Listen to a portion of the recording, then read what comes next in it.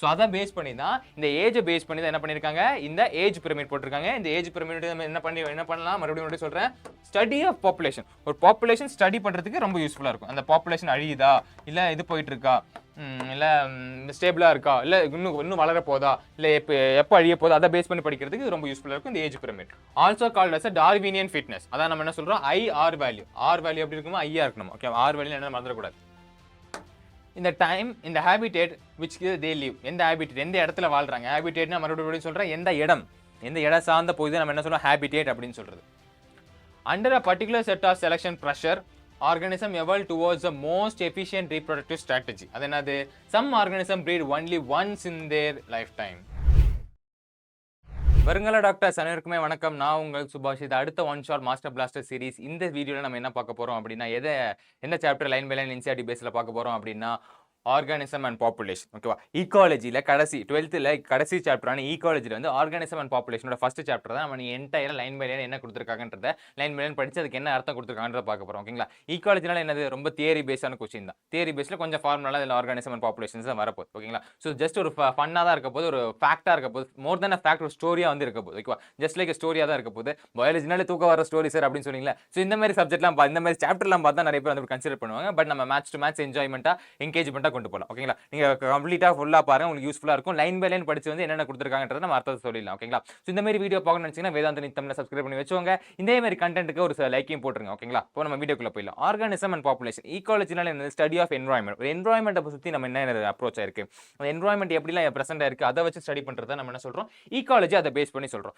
So ஈகாலஜியில் வந்துட்டு ஒரு food web, food செயின்லாம் படிச்சிருப்பீங்க. இப்போ நான் உயிரோடு இருக்கணும்னா எனக்கு இன்னொரு ஸ்பீஷிஸும் தேவை. இன்னொரு ஸ்பீஷிஸ்னா எனக்கு மரம் தேவை. ஏன் மரம், நாட் ஒன்லி ஃபார் ஆக்சிஜன், அதை வந்து நான் அடிச்சு தின்னவும் முடியும். என்ன சார் சொல்றீங்க அப்படின்னா, நம்ம சாப்பிட்ற சாப்பாடு எல்லாமே ஒரு பிளான்ஸ்லேருந்து தான் வரக்கூடாது. நீங்கள் வெஜிடேரியனாக இருந்தாலும் சரி, நான் வெஜிடேரியனாக இருந்தாலும் சரி. வெஜிடேரியனாக இருந்தால் என்ன, உங்களுக்கு ரைஸ் வேணும், ரைஸோட சாம்பார் வேணும், சாம்பாருக்கு காய்கறிகள் வேணும். ஸோ இதுக்கெல்லாம் அடுத்த ஒரு பிளான் ஸ்பீஷிஸ் மெயின்டைன் பண்ணியிருப்பீங்க. சப்போ நீங்கள் நான் வெஜிடேரியன் இருந்தீங்கன்னா கண்டிப்பாக இன்னொரு ஆர்கானிசம், ஆடு மாடு கோழி இதெல்லாம் வேணும் அப்படின்னு சொல்லுவீங்க. ஸோ இதெல்லாம் ஒரு மெயின்டைன் பண்ணுறதுக்கு. இப்போ உங்களுக்கு ஆடு மாடுலாம் அழிஞ்சு போயிடுச்சுன்னா உங்களால் வாழ முடியாது. சப்போஸ் நான் வெஜிடேரியன் வாழ முடியாது, இல்லை ரைஸ் இதெல்லாம் அழிஞ்சு போயிடுச்சுன்னா மனுஷனால வாழ முடியாது. அதே மாதிரி தான் ஒரு அனிமல்ஸும் எக்ஸ்டிங்க்ட் ஆகிறதுக்கும் எக்ஸ்டிங்க்ட் ஆகாமல் இருக்கிறதுக்கும் ஒரு அனிமல்ஸ் வந்து காரணமாக இருக்குது. அப்படி இந்த வேர்ல்டோட ஈகாலஜிக்கல் பேலன்ஸ் வந்து மெயின்டைன் பண்ணிட்டு போனோம் ஒரு ஆர்கானிசம் ஒரு பாப்புலேஷனும் அப்படின்றது. ஸோ இந்த ஆர்கானிசம் ஒரு பாப்புலேஷனை வந்து ஏதாவது டிஸ்டர்பன்ஸ் வந்துச்சுன்னா அந்த ஸ்பீஷிஸ் அழிஞ்சு போயிருது. ஃபார் எக்ஸாம்பிள் நம்ம டைனோசரே எடுத்துக்கலாம். டைனோசர் அழிஞ்சதுக்கான மிகப்பெரிய காரணம் இன்னைக்கு வந்து கருதப்படுறது என்னதுன்னா, அதுக்கு தேவையான ஃபுட் இல்லை, இருக்கிற ஸ்பேஸ் இல்லை.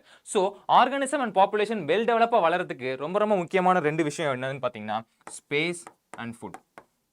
ஸ்பேஸ்னா இடம், அந்த உலகத்திற்கு ஸ்பேஸ் இல்லை. ஓகேவா, அண்ட் ஃபுட். இது 2 தான் நம்ம மோஸ்ட்டாக இம்பார்ட்டண்டாக கன்சிடர் பண்ண போகிறோம். இதை பேஸ் பண்ணி தான் நமக்கு இன்னைக்கு ஃபுல் சாப்டர் இருக்க போகுது. ஓகேங்களா, ஸோ வீடியோக்குள்ள போகிறதுக்கு முன்னாடி நம்ம சொன்ன மாதிரி சப்ஸ்கிரைப் பண்ணலாம், சப்ஸ்கிரைப் பண்ணிக்கோங்க. இப்போ நம்ம என்ன இன்ட்ரோடக்ஷன் கொடுத்துருக்காங்கன்றதை நம்ம லைன் பை லைன் படிச்சுக்கலாம் நம்ம புக்கில். Our living world is fascinating, diverse and amazingly complex. ஒரு ஸ்பீஷிஸ் இல்லை, பல ஸ்பீஷிஸாக இருக்கிறது நம்ம லிவிங் வேர்ல்ட். கண்ணால் பார்த்து அந்த மாதிரி இருக்கும் அப்படின்னு சொல்கிறாங்க.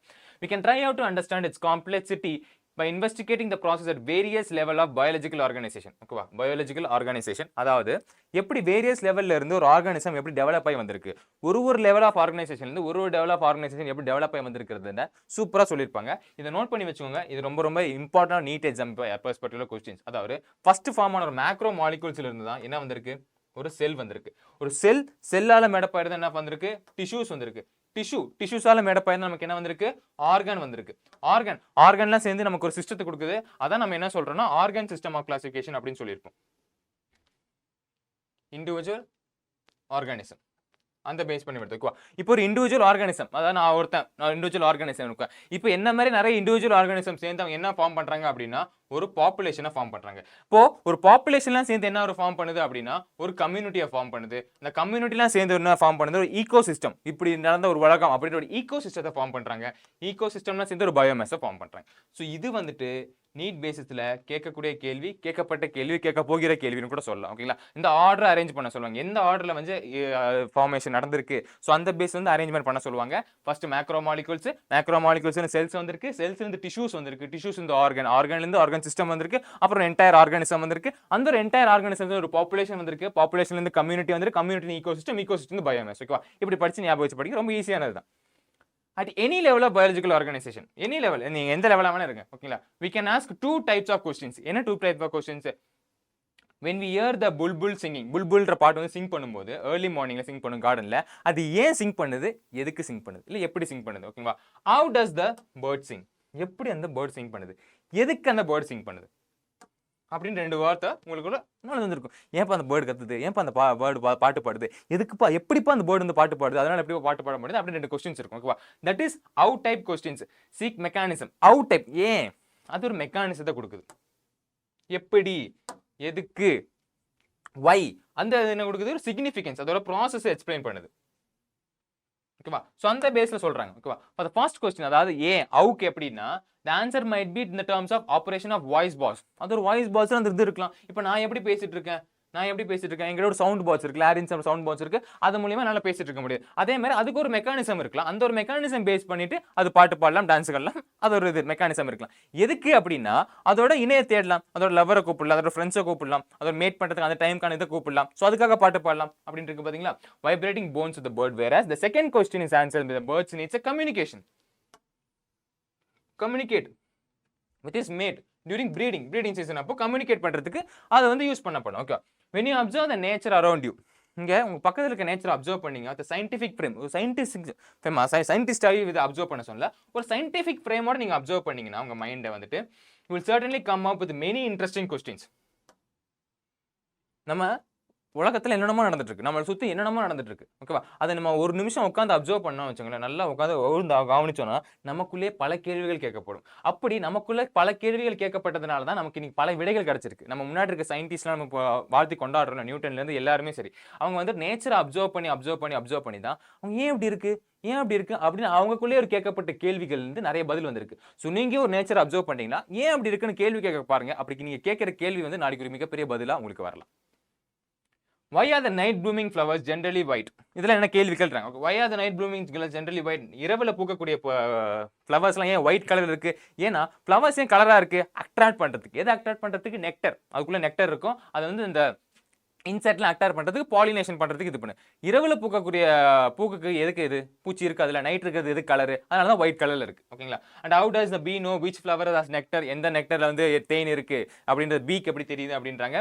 why does a cactus have so many thorns? எதுக்கு முள் செடியில வந்து கேட்கஸ் வந்து நிறைய முள்ளா இருக்கு? அது ப்ரொடெக்ஷனுக்கு. ஸோ இந்த மாதிரி நீங்க ரெகனைஸ் பண்ண உங்களுக்கு நிறைய இது கிடைக்கும். அடுத்த கொஸ்டின் எனக்கு என்ன, why does a sick spouse use his own mother?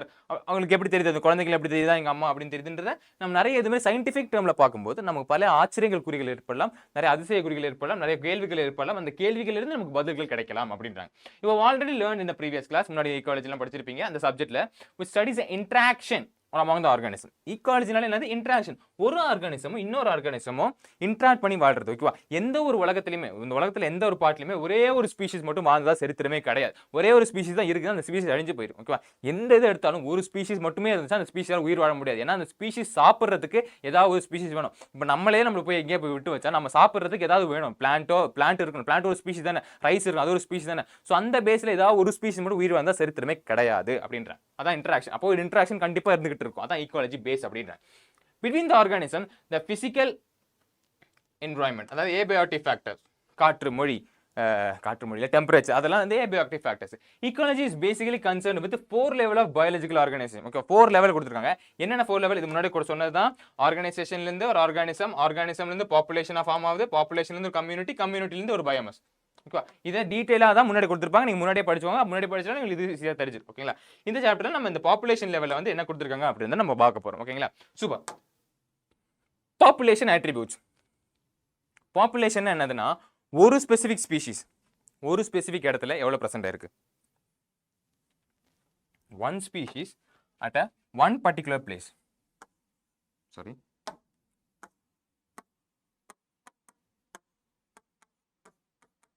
one species எவ்வளவு percent இருக்கு at one particular space. ஒரு particular space. இந்தியாவோட பாப்புலேஷன் என்னன்னு கேட்போம். நம்ம என்ன சொல்லுவோம்? ஹியூமன் பாப்புலேஷன் தான் சொல்லுவோம். ஓகேவா? இந்தியாவில் ஹியூமன்ஸ் மட்டுமா இருக்காங்க? இல்லை, எத்தனை லட்சக்கணக்கான கோடிக்கணக்கான செடிகள் இருக்கு, கோடிக்கணக்கான அனிமல்ஸ் இருக்கு, கோடிக்கணக்கான மைக்ரோ ஆர்கானிசம் இருக்கு, இவ்வளோ ஸ்பீஷிஸ் இருக்கு. பட் நம்ம ஜென்ரல் என்ன சொல்லுவோம்? ஹியூமன் பாப்புலேஷன் மட்டும் தான் சொல்லுவோம். பட் நம்ம ஸ்பெசிஃபை பண்ணி கேட்டோம்னா எத்தனை ஃப்ளவர்ஸ் பிரச்சனை இருக்கு, எத்தனை எருமை பிரச்சனை இருக்கு, அப்படி ஜென்ரேட் பண்ணி கேட்கும்போது நம்ம சொல்லலாம். அப்போ ஒரு ஸ்பீஷிஸ், ஹியூமன்ற ஒரு ஸ்பீஷிஸ் பர்டிகுலர் இந்த இந்தியாவில் மட்டும் எவ்வளோ ஸ்பெஷலாக இருக்கு, அதை பேஸ் பண்ணி சொல்றதா நம்ம சொல்லுவோம் பாப்புலேஷன் அப்படின்னு சொல்றோம். அந்த பாப்புலேஷனோட ஆட்ரிபியூட்ஸ் நம்ம பார்த்துடலாம். In nature, we rarely find isolated and single individual of any species. Rarely find தான் சொல்றாங்க. பட் பார்க்க முடியாது. ஒரே ஒரு ஐசோலேட்டடான ஒரே ஒரு ஸ்பீஷிஸ் வந்துட்டு உங்களால எங்கேயுமே பார்க்க முடியாது. Majority of them live in a group. எல்லாமே live in the group தான். In well defined geographical area, share or compete. ஒன்னு என்ன பண்ணும்? ஷேர் பண்ணும். எது ஷேர் பண்ணும்? ஃபுட் இதெல்லாம் வந்து அதிகமா இருந்துச்சுன்னா ஷேர் பண்ணும். இல்ல ரொம்ப கம்மியா இருந்துச்சுன்னா கம்பீட் பண்ணும். இப்போ நம்ம கிட்டே நம்ம கிளாஸ்லயே ஒருத்தன் வந்துட்டு சாக்லேட் பிரியாணி எடுத்துட்டு வரான். அவன் பிரியாணி வந்துட்டு நம்ம கிளாஸ்ல 50 பேர் இருக்கான்னு வச்சுக்கலாம். 50 பேருக்குமே எடுத்துட்டு வந்தானா ஐயோ என்னால சாப்பிட முடியாது, கொஞ்சம் பக்கத்து கிளாஸுக்கு கொடுப்போம். ஓகே, கொஞ்சம் நீ சாப்பிட்டு கூட, கொஞ்சம் நீ சாப்பிட்டு கூட, அப்படி கொடுப்போம். ஆனா ஒரே ஒரு பாக்ஸ் தான் எடுத்துட்டு வந்திருக்கானா, ஒரே ஒரு பாக்ஸ் பிரியாணி வந்திருக்கானா 10 கை பறக்கும். கம்பீட் பண்ணுவோம். ஓகேவா? அப்போ நமக்கு ரிசோர்சஸ் அதிகமா இருந்துச்சுன்னா நம்ம என்ன பண்றோம்? ஷேர் பண்றோம். ரிசோர்சஸ் இல்லைன்னா நம்ம அது கம்பீட் பண்றோம் அப்படின்றது. For similar resources, potential interbreed and thus constitute a population. அதான் நம்ம என்ன சொல்றோம்? பாப்புலேஷனை கான்ஸ்டிடியூட் பண்ணுது அப்படின்றோம். ஓகேவா? Although the term interbreeding implies a sexual reproduction. interbreedingனா என்ன? sexual reproduction பேஸ் பண்ணி தான் வருது. ஓகேவா? sexual reproduction தான் சொல்லுவோம். அடுத்த ஜெனரேஷன் எப்படி வருதுனோ அதை பேஸ் பண்ணி sexual reproduction சொல்லலாம். asexual reproduction சொல்லலாம். All individual resulting even in a asexual reproduction also. asexual reproduction இந்த முருங்கை மரம்லாம் வருது, பேனியன் ட்ரீ, முருங்கை மரம், கரும்பு, ஸோ இதெல்லாம் நீங்க முருங்கை மரத்தை பார்த்தீங்கன்னா விதையை போட்டா வச்சு அவ்வளோ சீக்கிரம் நல்லா வளராது. இதே நீங்க கட் பண்ணி வச்சிட்டீங்கன்னா, கட்டிங் சொல்லுவோம், கட் பண்ணி வச்சிட்டீங்கன்னா வந்துட்டு அது இன்னும் நல்லா துளுத்து வரும். ஓகேவா? ஸோ இதெல்லாம் asexual reproduction பேஸ்ல. ஸோ அப்படியும் வருது, இப்படியும் வருது, அந்த பேஸ்ல சொல்றாங்க. ஓகேவா? ஒரு நியூ ஜெனரேஷன், அடுத்த ஜெனரேஷன் வருது அப்படின்றது. It's also generally considered as a population of the purpose of the ecological study. So purpose of the ecological study வந்து இந்த population தான். population எப்படி இன்க்ரீஸ் ஆகும்? ஒரு ஸ்பீஷிஸ் அழியாம இருக்கிறதுக்கு.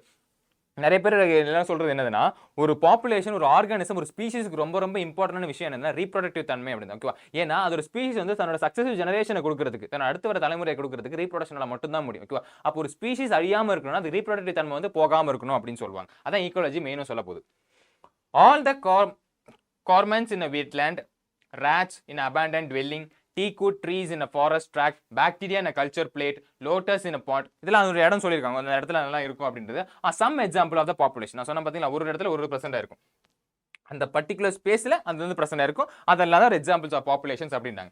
இன் earlier chapter you were learned all those individual organism in one that has a cope with changed environment, organism based பண்ணி அதை ரெல் பண்ணிட்டாங்க. It is the population levels natural selection operators to evolve the desired traits. நமக்கு என்ன பிடிச்ச கேரக்டர்ஸை வச்சுட்டு, நமக்கு தேவையான கேரக்டர்ஸை வச்சு நம்ம மாற்றி அமைச்சுப்போம். ஜெனட்டிக்கலி மாடிஃபைடு ஆர்கானிசம்லாம் படிச்சிருப்போம். ஜெனட்டிக்கலி மாடிஃபைடு ஆர்கானிசம் என்னது? நமக்கு பிடிச்ச தேவையான அளவுக்கு நம்ம ஹியூமனுக்கு ஹெல்ப் பண்ணுற மாதிரி தேவையான அளவுக்கு அந்த ஆர்கானிசத்தை மாற்றி அமைக்கிறத நம்ம சொல்கிறோம் ஜெனட்டிக்கலி மாடிஃபைடு ஆர்கானிசம், அந்த பேஸ் பண்ணி சொல்கிறோம். ஓகேவா? Population ecology is therefore an important area because it link ecology and population genetics and evolution. Okay, என்ன லிங்க் பண்ணுது? ecology to population genetics and evolution. அது ரெண்டையும் லிங்க் பண்ணுது. ஓகேங்களா? அது எப்படி லிங்க் பண்றது நம்ம ஒன் பை ஒன்னா பார்த்துடலாம். A population has a certain attributes whereas an individual organism does not. ஓகேவா? ஒரு பாப்புலேஷனுக்கு மட்டும் certain attributes இருக்கு, ஆனா ஒரு இண்டிவிஜுவலுக்கு கிடையாது அப்படின்றாங்க. ஓகேங்களா? ஒரு விஷயத்தை சொல்லணும்னா ஒரு பாப்புலேஷன் தான் சொல்ல முடியும், குரூப்பா தான் சொல்ல முடியும். ஓகேவா? இண்டிவிஜுவலா சொல்ல முடியாது. ஓகேங்களா? பாப்புலேஷன் இப்போ ஒரு இண்டிவிஜுவல் செத்துட்டாருன்னு சொல்லலாம், இல்லை ஒரு இண்டிவிஜுவல் பிறந்துட்டார், ஒரு குழந்தை பிறந்துருச்சு, ஒரு வயசான ஆள் செத்துட்டார், அந்த பேஸ் பண்ணி சொல்லலாம். ஒரு பாப்புலேஷன் செத்துருச்சு அப்படி சொல்ல முடியுமா? சொல்ல முடியாது. அதில் நம்ம என்ன சொல்லுவோம்? Birth rate. ஒரு பாப்புலேஷன் இவ்வளோ பேர் செத்துருக்காங்க, ஒரு பாப்புலேஷன் இவ்வளோ பேர் ஆட் ஆயிருக்காங்க. ஸோ இந்த பர்த் ரேட், டெத் ரேட்னு சொல்ல முடியும். அதான் நம்ம என்ன சொல்றோம்? இண்டிவிஜுவலுக்கு பெர்ஸ்பெக்டிவாவே நம்ம பாப்புலேஷன் பெர்ஸ்பெக்டிவா பார்க்க முடியாது அப்படின்றாங்க. An individual may have birth and death, but a population have birth rate and death rate. புரிஞ்சுதா? இதுதான் மெயின் நம்பர். ஒரு இண்டிவிஜுவலுக்கு பிறப்பு இருக்கும், இறப்பு இருக்கும், பட் ஒரு பாப்புலேஷனுக்கு என்ன இருக்கும்? ரேட் தான் இருக்கும். அந்த பாப்புலேஷன் சாவலாம் செய்யாது. ஓகேவா? எவ்வளோ பேர் இறந்துருக்காங்க, எவ்வளோ பேர் பிறந்திருக்காங்க. ஓகேவா? அந்த ரேட் தான் பேசும். In a population, these rates refer to per capita birth and death. Okay, எவ்வளோ பிறந்திருக்காங்க? 4 பேர் இறந்திருக்காங்க, 3 பேர் பிறந்திருக்காங்க. ஸோ அந்த பேஸ் பெர் கேபிட்டா பேஸ் பண்ணி ஓகே, அப்போ தான் பாப்புலேஷன் இன்க்ரீஸ் ஆகுது. ஓகே, நம்ம இந்தியாவில் வந்துட்டு முன்னாடி வந்து பார்த்தீங்கன்னா 600 கோடி இருந்தாங்க, இப்போ 800 கோடி ஆயிட்டாங்க, 8 கோடி ஆயிட்டாங்களா சமோசாவா அந்த பேஸில் சொல்லுவாங்க. பற்றி நம்ம பாப்புலேஷனில் ஃபர்ஸ்ட் நம்ம இந்தியா தான் இருக்கும் அப்படின்னு, சைனாவை பீட் பண்ணிட்டோம் அப்படின்றது. ஓகேவா? With respect to the members of the population, okay, the rates and ends expressed in a change in numbers with respect to the members of population. ஓகேவா? எந்த அளவுக்கு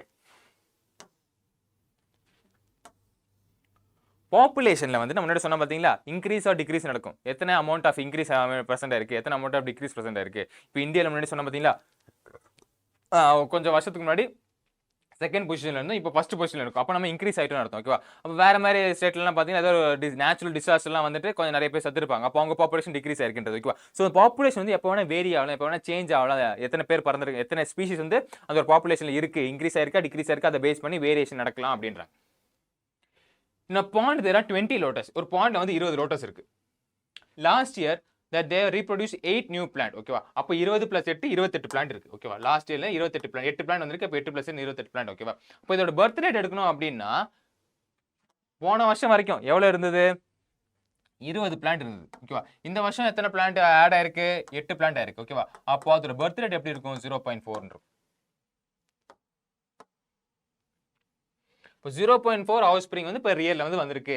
ஸோ அதை பேஸ் பண்ணி நம்ம சொல்லலாம். ஓகேவா? இது வந்து பர்த் ரேட். இதே மாதிரி தான் நம்ம என்ன பண்ணுவோம், டெத் ரேட்டும் கால்குலேட் பண்ணுவோம். ஓகேவா? எப்படிலாம் கால்குலேட் பண்ணுவோம்னு தெரிஞ்சு வச்சுக்கோங்க. பின்னாடிலாம் நிறைய ஃபார்முலாலாம் படிப்பீங்க. பட் அது எப்படி என்ன சொல்றாங்கன்றது புரிஞ்சு வச்சுட்டீங்கன்னா நம்ம ஈஸியாக வந்து அப்ரோச் பண்ணலாம். ரொம்ப கஷ்டமாலாம் இருக்காது. If a poor individual of laboratory populations of 40 fruit flies 40 fruit flies died during a species. அதில் 40ல 4 இறந்துருச்சு அப்படின்றாங்க. ஓகேவா? 40ல 4 வந்து ஒரு வாரத்தில் இறக்குது அப்படின்றாங்க. இப்போ அதுக்கான டெத் ரேட்டை கண்டுபிடிக்க சொல்றாங்க. அதே மாதிரி தான் 4/40 எத்தனை இறந்திருக்கு டோட்டல். அப்போ நீங்க பாத்தீங்கன்னா 0.1 individual per fruit fly per week வந்து செத்து போயிட்டு இருக்கு. ஸோ அந்த டெத் ரேட் இந்த 0.1 அப்படின்ற பேஸ் வச்சு இந்த மாதிரி கால்குலேட் பண்ணி சொல்லுவோம். இதுல பாப்புலேஷன்ல. ஓகேவா? பட் ஆர்கானிசம்ல வந்து அவர் செத்துட்டாரு, இதாயிட்டாரு, ஒரு குழந்தை பிறந்துச்சு அப்படின்னு சொல்லுவோம். பட் பாப்புலேஷன்ல ரேட் பேஸ் பண்ணி சொல்லுவோம். Another attribute of characteristics of population is sex ratio. Sex ratio தான் another attribute. இன்னொரு attribute. ஓகேவா? எத்தனை ஆண்கள் பிரசன்ட் இருக்காங்க. இப்போ இந்தியாவில் வந்துட்டு ஆண்கள் தொகை அதிகமா, பெண்கள் தொகை அதிகமா. ஓகேவா? எத்தனை ஓட்டர்ஸ் இருக்காங்கலாம் செக் பண்றாங்களா? ஸோ அதே பேஸ் பண்ணி தான் எத்தனை ஆண்கள் இருக்காங்க, எத்தனை பெண்கள் இருக்காங்க. அது நம்ம ஸ்பீஷிஸ் ஓகேவா? எல்லா ஸ்பீஷிஸுக்குமே எத்தனை ஆண் சிங்கம் இருக்கு, எத்தனை பெண் சிங்கம் இருக்கு. அதே மாதிரி செக்ஸ் ரேஷியோ பேஸ் பண்ணி வந்துட்டு பாப்புலேஷன் attributes வந்து மாறுபடலாம் அப்படின்னாங்க. Individual either male or female but a population has sex ratio. For example 60% of population வந்து male. இந்த பாப்புலேஷனை பொறுத்த அதிகமா ஃபீமேல்ஸ் இருக்காங்க. பட் இந்த பாப்புலேஷன் பொறுத்தவரைக்கும் அதிகமா மேல்ஸ் இருக்காங்க. ஃபீமேல்ஸ் அதிகமா மேல்ஸ் இருக்காங்கன்ற ஒரு கம்பேரிட்டிவ் ஸ்டடி பண்றதுக்கு ரொம்ப யூஸ்ஃபுல்லா இருக்கும்.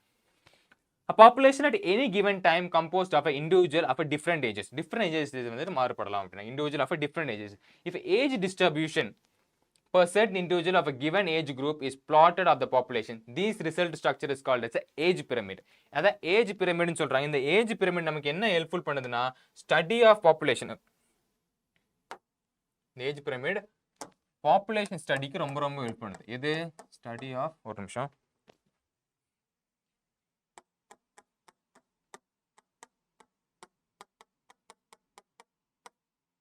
ஸ்டடி ஆஃப் பாப்புலேஷன் எது ஹெல்ப்ஃபுல் பண்ணுது? Age pyramid.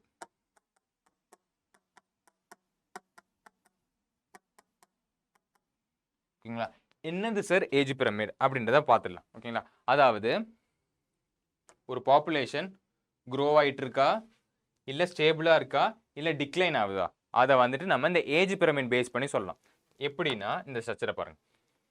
Pre reproductive age அப்படின்றது இந்த வயசுக்கு வர முடியாது, இந்த அடல்ட் ஸ்டேஜ் வர முடியாது, அடோலன்சன்ஸ் ஏஜ் அப்படின்னு படிச்சிருப்போம் இல்லையா? அடோலன்ஸ் ஏஜ்னா அரௌண்ட் இந்த 18 அந்த வயசு வரைக்கும், இந்த அடல்ட் ஆகிற வயசு வரைக்கும் நம்ம என்ன சொல்லுவோம்? ப்ரீ ரீப்ரொடக்டிவ் ஏஜ் அப்படின்னு சொல்றோம். அதுக்கப்புறமா அடல்ட் ஏஜ், ரீப்ரொடக்டிவ் ஏஜ் அப்படின்றது.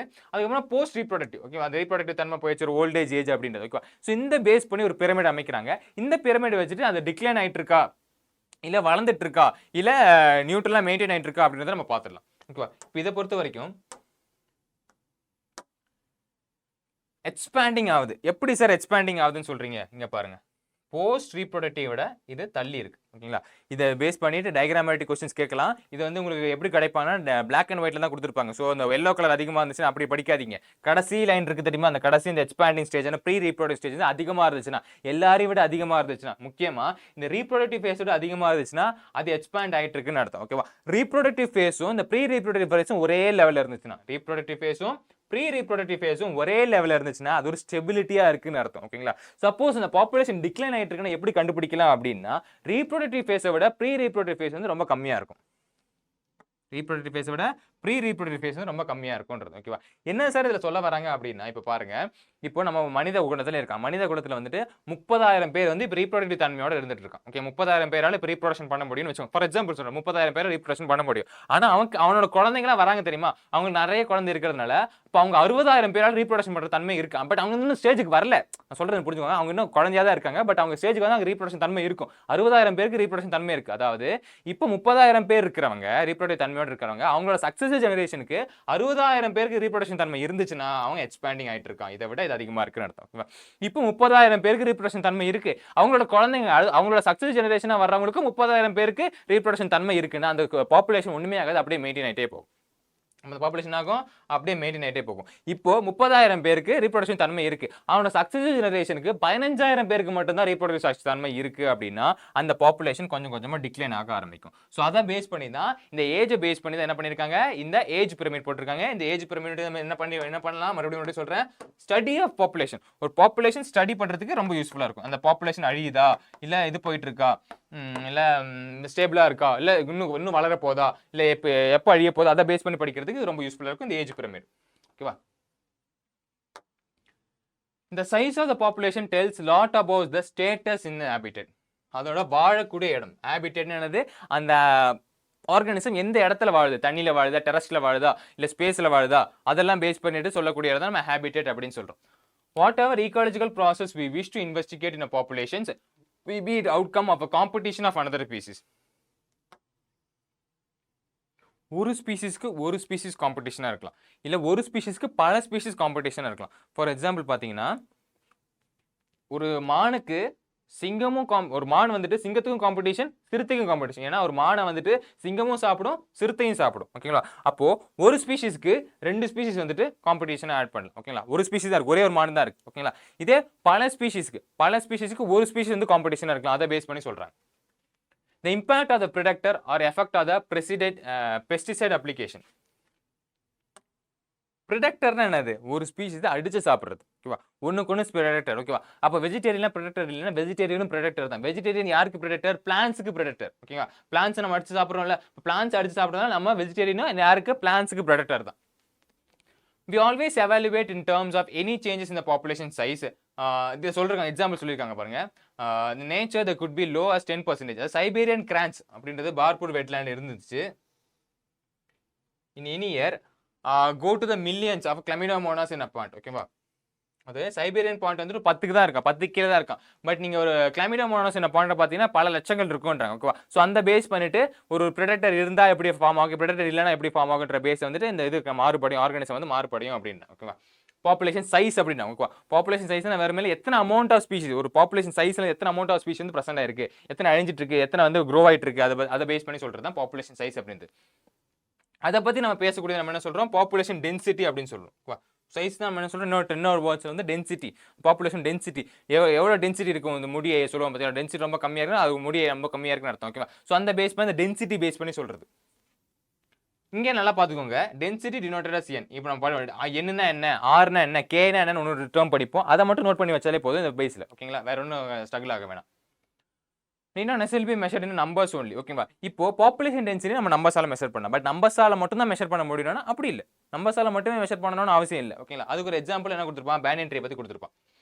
All the total number is generally most appropriate of the population density. In some cases either meaningless or difficult to determine. ஓகேவா? சில கேஸ்ல வந்து மீனிங்லெஸ்ஸா இருக்கு. இப்போ எல்லா நட்சத்திரம் எண்ணிட்டு இருக்க முடியுமா, எத்தனை கிளாமிடோமோனாஸ் வந்து பிரசன்ட் இருக்கு, ஒரு பெட்ரி பிளேட்ல வந்து ஒரு பாக்டீரியா வளர்க்குறீங்க, எத்தனை பாக்டீரியா வளர்ந்துருக்கு அப்படின்னு ஒன் பை ஒன் எண்ணிட்டு இருந்தா எவ்வளோ, இப்போ நீங்க இப்படி வளர்ந்துட்டு இருப்பீங்க, எவ்வளோ கொஞ்சம் வளர்ந்து வச்சிருக்கோம், அது ஒன் பை ஒன் எண்ணிட்டு இருக்க ரொம்ப முடியாது இல்லை. ஸோ இந்த டென்சிட்டி வச்சு பண்ண முடியாது அப்படின்னாங்க. அப்போ இந்த பிளான்ட், இந்த மைக்ரோ ஆர்கானிசம் எப்படி வளர்ந்துருக்கு, பிளான்ட்டோட மைக்ரோ ஆர்கானிசம் எப்படி வளர்ந்துருக்கு, அதை எடுத்து எப்படி டிட்டர்மைன் பண்ணுவாங்கன்னா ஒரு ஸ்கொயர் கூப் வைப்பாங்க. ஓகேவா? இப்போ நம்ம பிளட் செல்ஸ் எப்படி டிட்டர்மைன் பண்றாங்க, நம்ம பாடி எத்தனை பிளட் செல்ஸ் வந்து பிரச்சனை எனக்கு எப்படி சொல்றாங்க, ஒரு பர்டிகுலர் இடத்துல இருந்து எடுப்பாங்க, அதை எடுத்துட்டு ஒரு ஸ்கொயர்ல போட்டு அதை கால்குலேட் பண்ணுவாங்க. கால்குலேட் பண்ணிட்டு அசியூம் பண்ணுவாங்க, ஓகே இந்த இடத்துல எவ்வளவு பிரச்சனை இருக்கு, அப்போ உலகம் ஃபுல்லா பாடி ஃபுல்லா எவ்வளவு பிரச்சனை இருக்கும். ஓகேவா? அப்போ இந்த ஸ்பேஸ், இந்த டிட்டர்மைன் இந்த வால்யூம் உள்ள ஒரு பெட்ரி பிளேட்ல வந்துட்டு இந்த இடத்துல வந்து இவ்வளவு பிரச்சனை இருக்குன்னா அப்ப இந்த வால்யூம் ஃபுல்லா கால்குலேட் பண்ணும்போது இவ்வளவு பிரச்சனை இருக்கும். அந்த ஒரு அப்ரோப்ரியேட் அசம்ப்ஷனுக்கு தான் வருவாங்களே தவிர டிட்டர்மினேஷன் கண்டிப்பா இவ்வளவு தான் பிரச்சனை இருக்கு அப்படி டிட்டர்மைன் பண்ணி சொல்ல மாட்டாங்க. ஓகேவா? இப்போ ஒரு எக்ஸாம்பிள் கூட சொல்லிருக்காங்க, டென்சிட்டியால வந்துட்டு இதை மட்டும் பேஸ் பண்ணி, இதை நம்பர்ஸை மட்டும் பேஸ் பண்ணி சொல்ல முடியாது. அதுக்கு என்னன்னா 200 கேரட்ஸ் இருக்கும். ஓகேவா? 200 கேரட் கிராஸ் இருக்கு. 200 கேரட் கிராஸ் பார்த்தினியம் அப்படின்னு சொல்லுவோம். ஓகே, பார்த்தினியம் மிஸ்டோஃபோரஸ் நல்லா ஞாபகம் வச்சுக்கோங்க. கேரட் கிராஸ் கூட பைனாமியல் நேம் கேட்கலாம். பார்த்தினியம் மிஸ்டோஃபோரஸ் இந்த மாதிரி பிராக்கெட்ல கொடுத்துருந்தாங்க. ஓகேவா, plant must be only a single huge banyan tree with a large canopy. Stating the population of density, banyan is low relative than the carrot grass amounts to underestimate the enormous amount of banyan in a community. Okay. In such case, percent covered by biomass is more meaningful measure to the population size. அதாவது என்ன sir சொல்ல வராங்க அப்படின்னா, ஒரு banyan tree இருக்கு. Banyan tree தெரியல, ஆலமரம். ஆலமரத்துக்கு மிகப்பெரிய கேனப்பி இருக்கு. இதான் நம்ம என்ன சொல்றோம், கேனப்பி அப்படின்னு சொல்றோம். ஓகேங்களா, இதுக்கு கீழே வந்துட்டு 200 கிராஸ் கேரட் கிராஸ் வந்து பிரசன்ட் இருக்கு.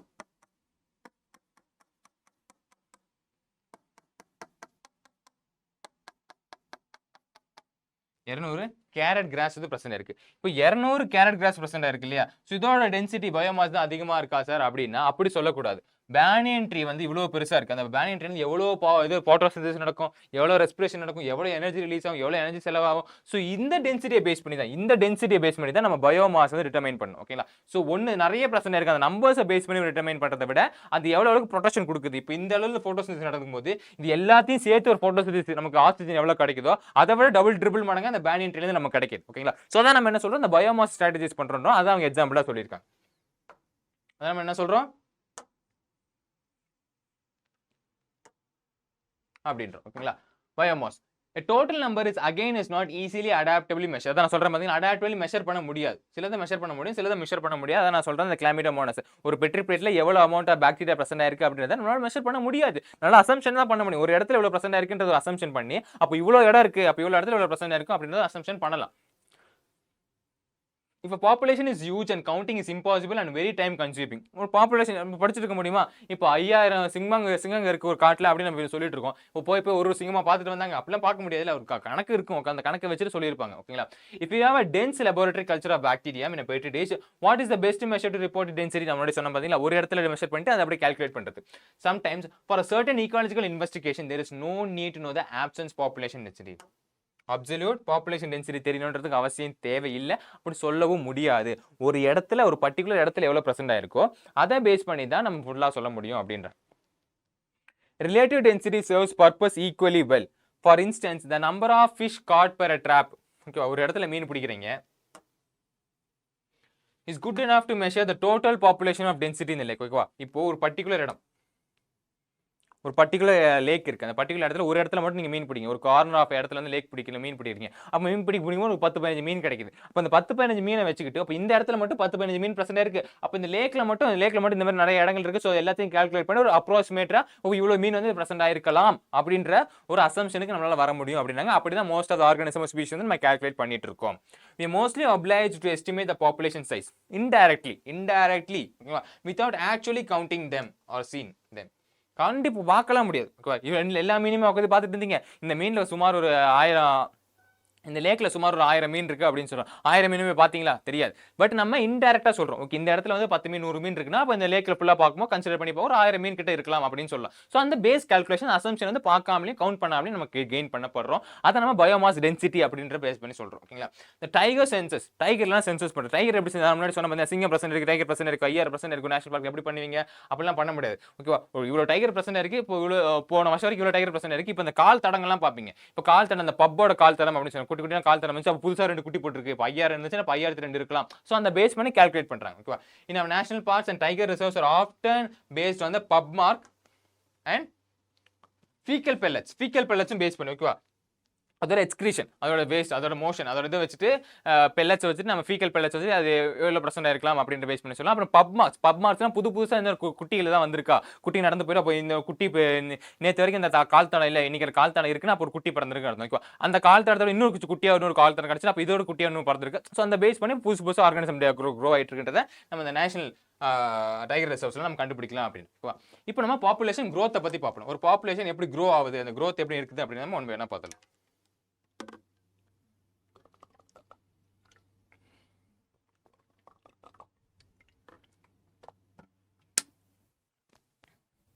Okay.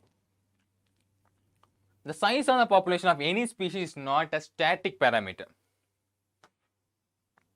அப்படியே மெயின்டைன் ஆயிட்டு இருக்கும். இந்த பாப்புலேஷன் இப்படியே மெயின்டைன் ஆகிட்டு இருக்கும்னு எவனாலையுமே சொல்ல முடியாது. அப்படி மெயின்டைன் ஆக முடியாது. ஓகேவா? ஸ்டாட்டிக் பேராமீட்டராக இருக்காது ஒரு பாப்புலேஷன். ஓகேவா?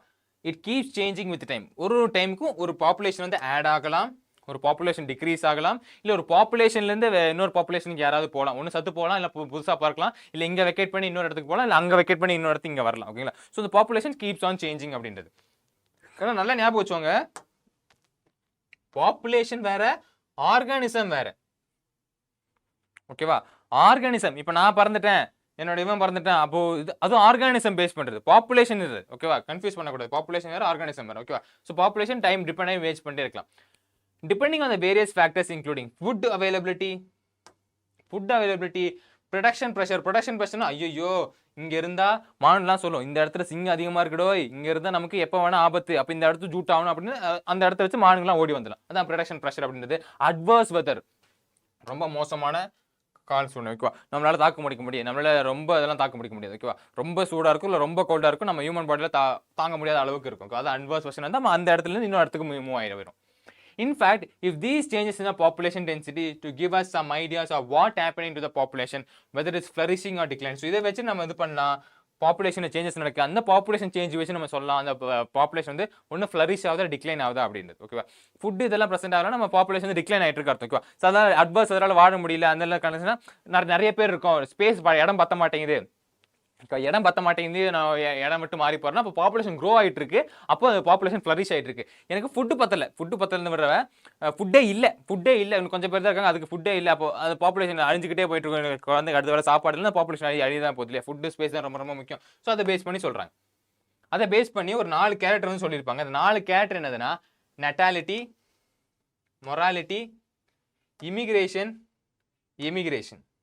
இதுல நெட்டாலிட்டி அப்படின்னா எத்தனை குழந்தைங்க பிறக்கிறாங்க, பர்த் ரேட்டை பத்தி பேசக்கூடியது. ஓகேவா? நெட்டாலிட்டின்றது பர்த் ரேட்டை பத்தி பேசக்கூடியது. ஓகேவா? மார்டாலிட்டி டெத் ரேட்டை பத்தி பேசக்கூடியது. ஓகேவா? இமிகிரேஷன் நீங்க ஏர்போர்ட்ல கேட்டிருப்பீங்க. ஓகேவா? வெளிநாட்டுல இருந்து நம்ம நாட்டுக்கு எத்தனை பேர் வந்தாங்க, இமிகிரேட் ஆனது. ஓகேவா? எமிகிரேஷன்றது நம்ம நாட்டுல இருந்து வெளிநாட்டுக்கு எத்தனை பேர் போனாங்க, அதை எமிகிரேஷன் சொல்றோம். ஓகேங்களா? இப்போ ஒரு பாப்புலேஷன் வந்து க்ரோ ஆகுதுன்னு, பாப்புலேஷன் ஃப்ளரிஷ் ஆகுதுன்னா எதை சொல்லலாம், நெட்டாலிட்டியும் இமிகிரேஷனும் இருந்துச்சுன்னா.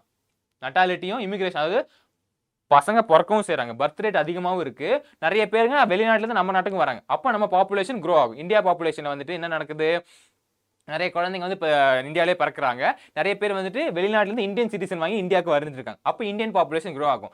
இப்போ டிக்ளைன் ஆகிற பாப்புலேஷன் எப்படி சொல்லலாம்னா மார்டாலிட்டி. ஓகே, ஒரு இப்போ இந்தியாவில் வந்து நிறைய பேர் சத்துட்டே இருக்காங்க, அது இல்லாமல் இந்தியாவில் போர்க்காலன்றால நிறைய பேர் சத்துட்டு இருக்காங்க. இப்போ இந்தியா விட்டு எல்லாரும் வெளியே போயிட்டே இருக்காங்க, இந்தியா விட்டு சேஃபான கண்ட்ரிக்கு வெளியே போயிட்டு இருக்காங்க, எமிகிரேஷன் ஆகிட்டு இருக்கு. ஓகே, ஸோ இதை பேஸ் பண்ணி இந்த பாப்புலேஷன் டிக்ரீஸ் ஆகுது, டிக்ளைன் ஆகுன்றதை நம்ம சொல்ல முடியும். ஓகேங்களா? இப்போ நெட்டாலிட்டினா ஒன்றுமே இல்லை, இன்க்ரீஸ் ஆகுது. ஓகேங்களா?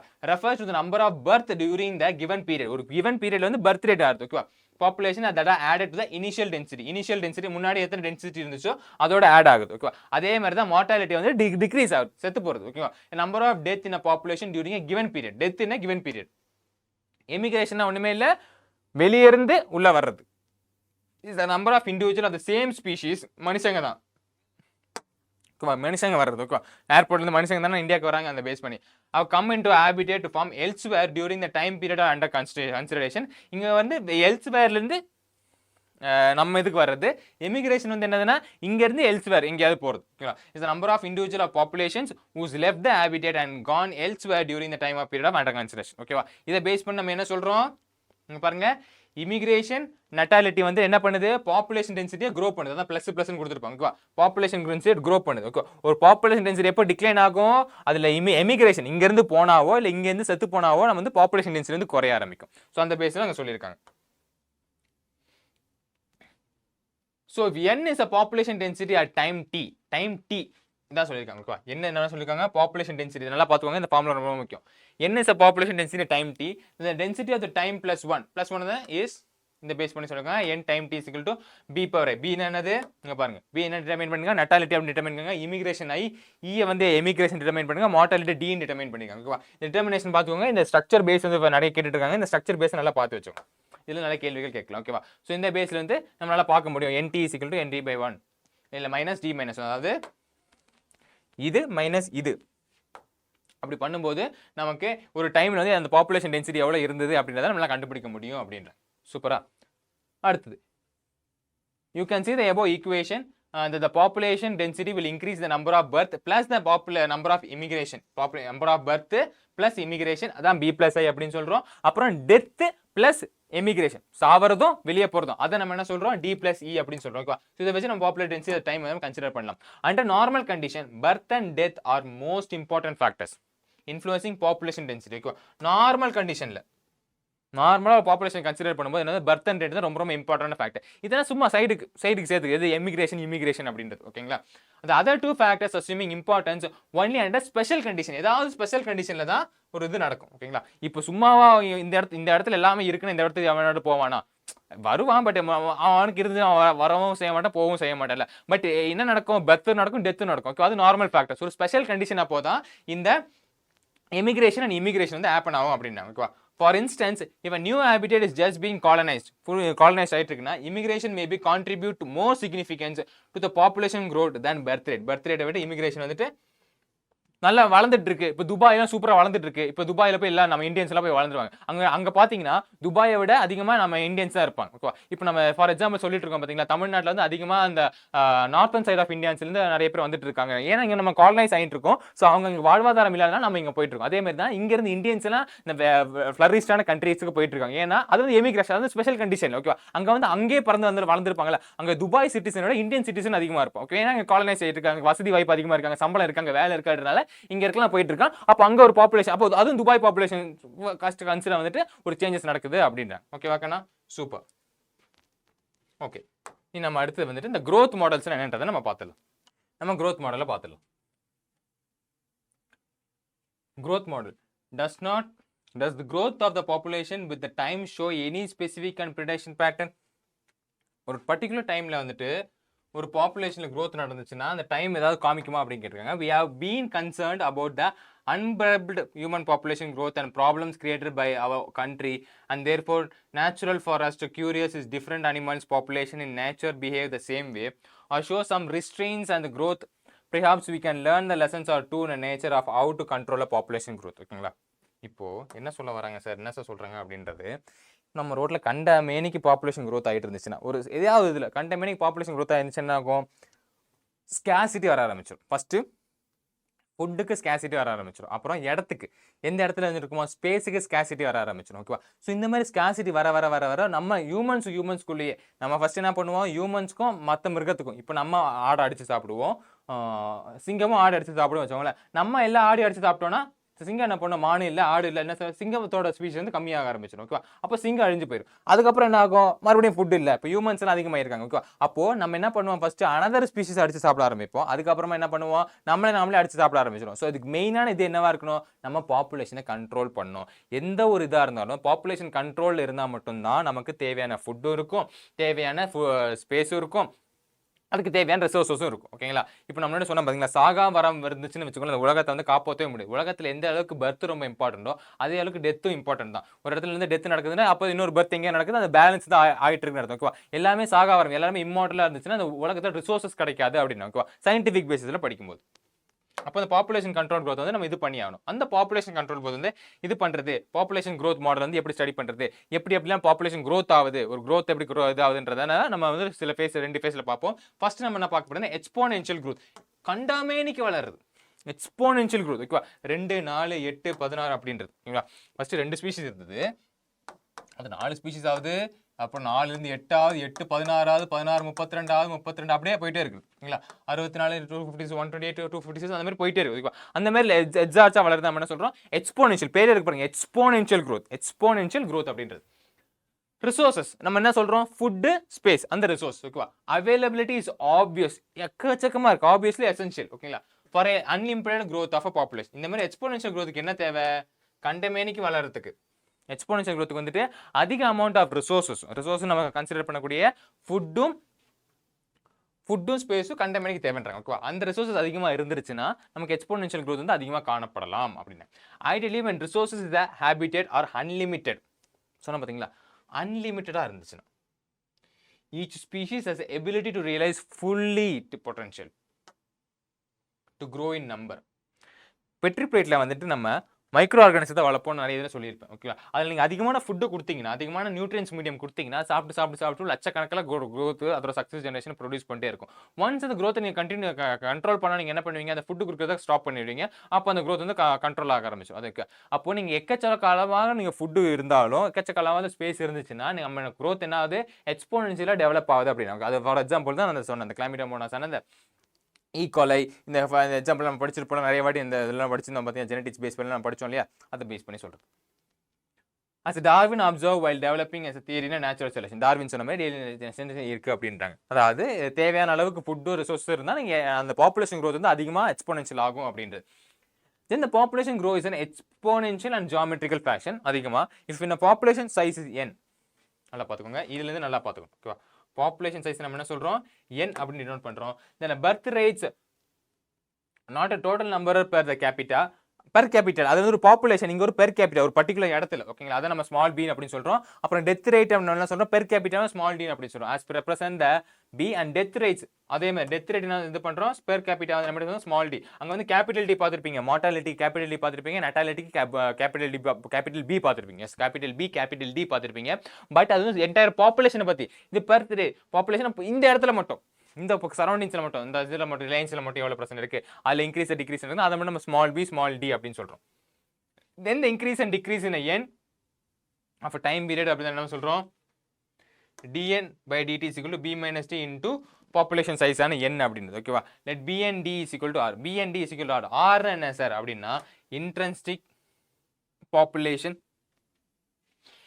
intrinsic nature population. ஓகேங்களா? intrinsic